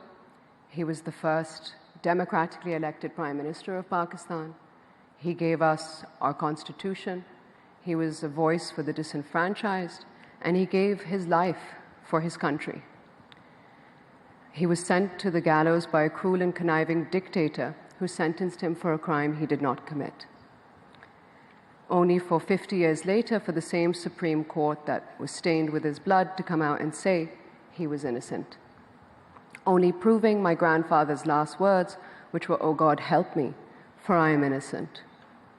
My mother, Shaheed Mohtharma Benazir Bhutto, was the first and youngest female Prime Minister of Pakistan and in the Muslim world. And it was her pursuit for justice for her father which propelled her into politics. And hers was a turbulent journey. She faced police brutality, incarceration, character assassinations, too often used on women, exile. She was basically a mother raising her children, as well as fighting for my father's release from jail, and all the while running and leading the largest political party in Pakistan. So as you can see, it's not an easy legacy to live up to, but it's one that I can't walk away from. For my family, sacrifice, service, fighting for the greater good is all we know. My grandfather used to say that the paradise of God lies under the feet of your mother, but the paradise of politics lies under the feet of the people. And for my family, these are not mere words. This is our ethos. How do you view the situation for women in Pakistan today? What I've seen with my mother, and something that I still see today, is that women have to work twice as hard to get half as much acknowledgement as a man. But we are a strong and resilient force. The founder of our nation, Qaid-e-Azam Muhammad Ali Jinnah, used to say that there are two great powers in this world. One is the sword and the other is the pen. And there's a great deal of rivalry and competition between the two. But there's a third power, greater than both, and that is our women. So the more time I spend on the ground, I see what a strong force we are. And with regards to the issues that women might be facing, whether it's in Pakistan or globally, you name them, we're facing them. Be it inequality, be it security, be it access to healthcare, education. But we are a strong and resilient force, and the more time I spend on the ground, I see that with the power of the vote, we manage to make our voices heard. And for those who haven't voted or for some reason are outside the voting apparatus, they too, when they join forces and rally together, their voice can make cities come to a standstill. Yeah. You wear two hats. You're a member of Parliament as well as being First Lady. How do you square the two? Because you need to be outspoken for your constituents, and at the same time, sometimes it's difficult to be political. That's true. I've only recently become First Lady as my father became president, and as a widow, he decided to name his youngest daughter First Lady in order to fill that role and make sure that we have a strong representative for women and women's rights. Do you feel like you have to hold back? I have to hold back slightly when I'm in the arena of being the First Lady. But as a member of the National Assembly, when I'm on the National Assembly floor, I will be fighting for my people's rights, needs, and whatever they say to do, I'm their public servant. Yeah. In discussing your family's legacy, it's impossible not to focus on the fact that politics, as you know, can be deadly. Right now, Imran Khan says he's under threat for his life. How credible in your mind are those threats? I think that anyone who says that their life is in danger is a threat that we need to take seriously. But it is heartening to see.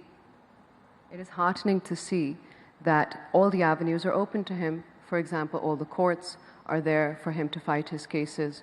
All his needs in jail, whether it be for his newspapers or gym equipment, are being met. And I would not wish anyone in Pakistan to face great difficulty, and I hope he will go through the avenues of the court, and the courts will have their verdict.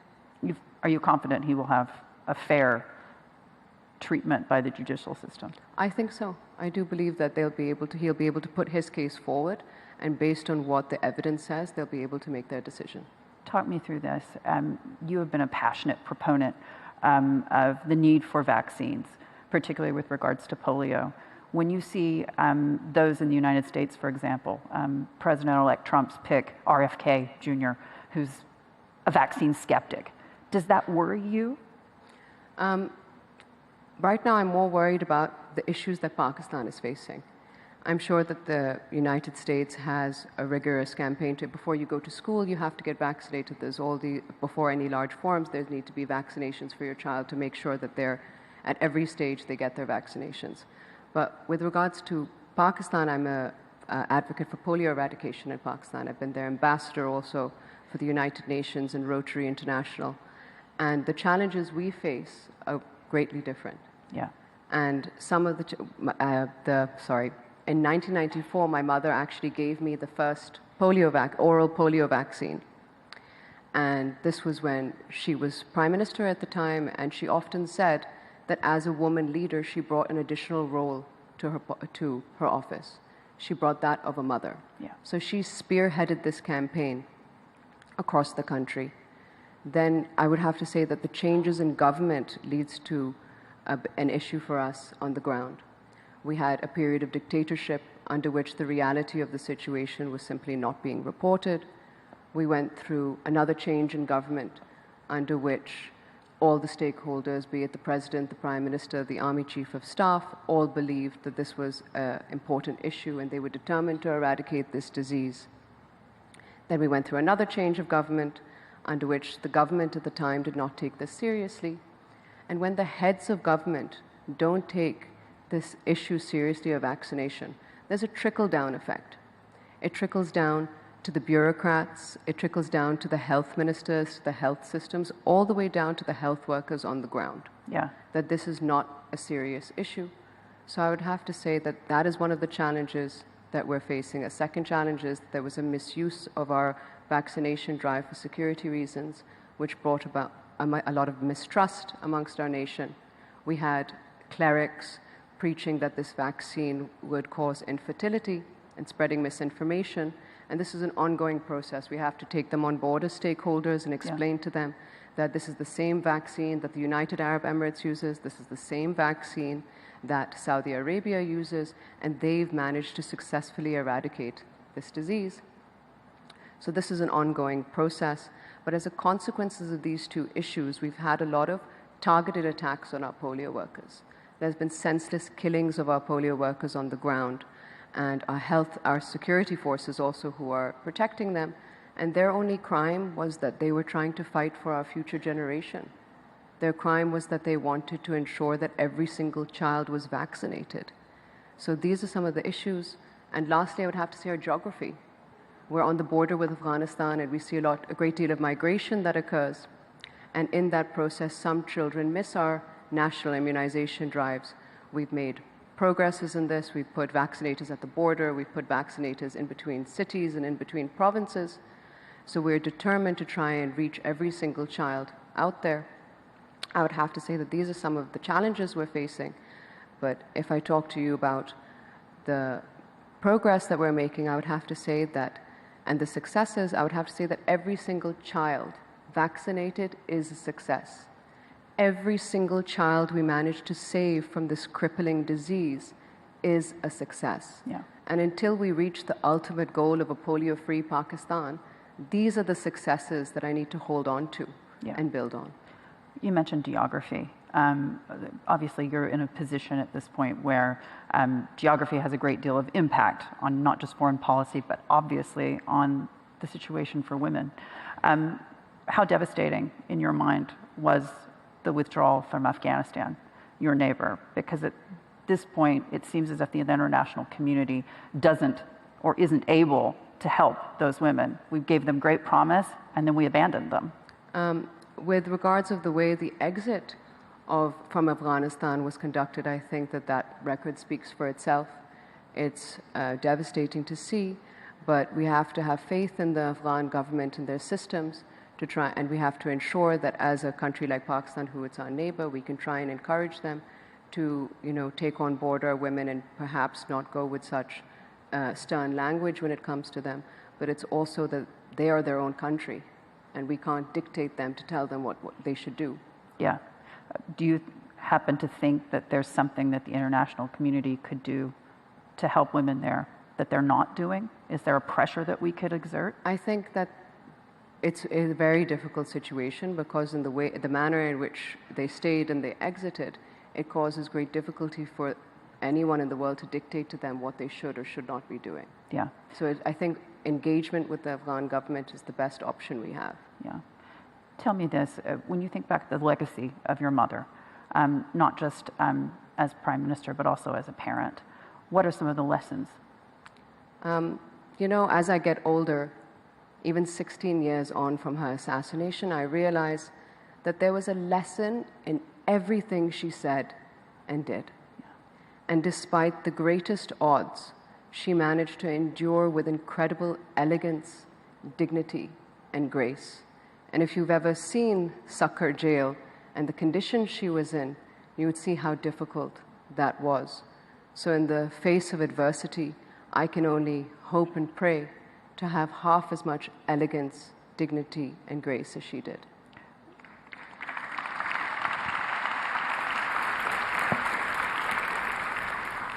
"16 years on, what is your advice to the women in this room as they look to take their place, not just as women, as mothers potentially, but also as those who are leading corporations, excited about being entrepreneurs and startups, and also going into politics?"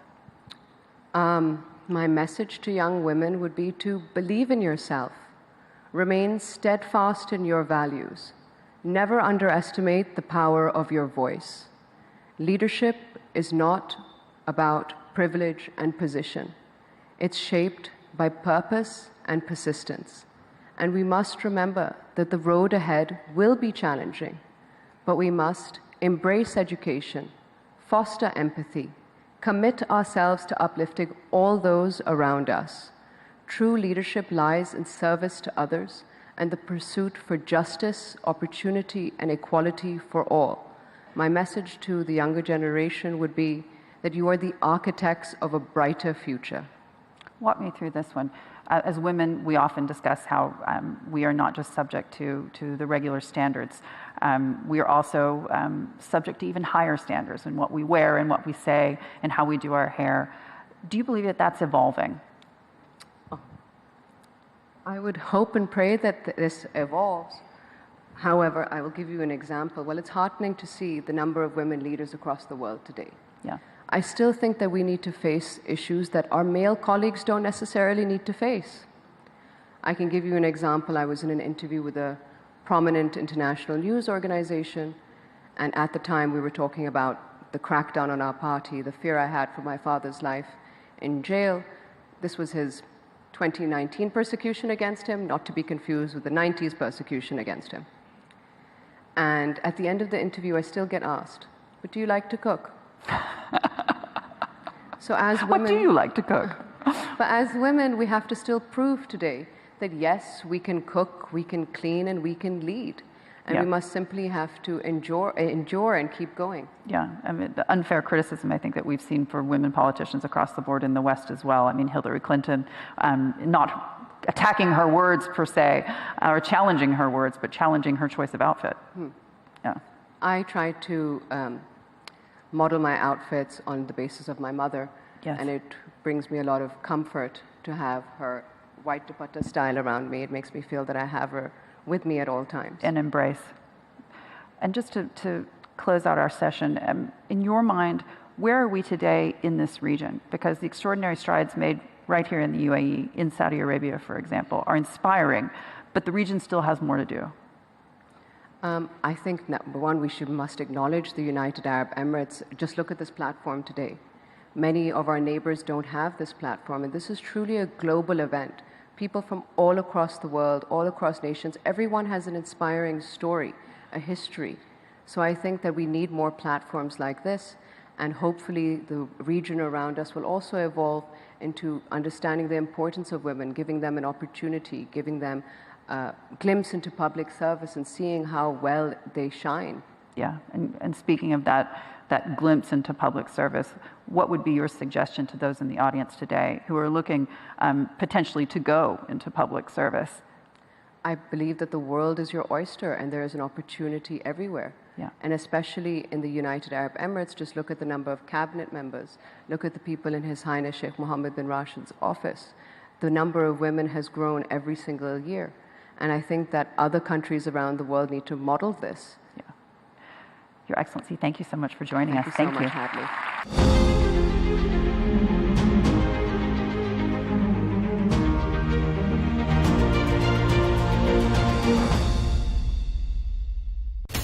From the White House to Gaza, Kiev to Beijing, elections, economics and the environment compete with conflicts and other complex issues for our attention. In an age of fake news, deep fake and artificial intelligence, They've got to have a vote and a say. it's important to look beyond the loudest voice to understand the truth. From newsmakers to groundbreakers, My campaign is going very well. presidents, prime ministers, princes and peacemakers,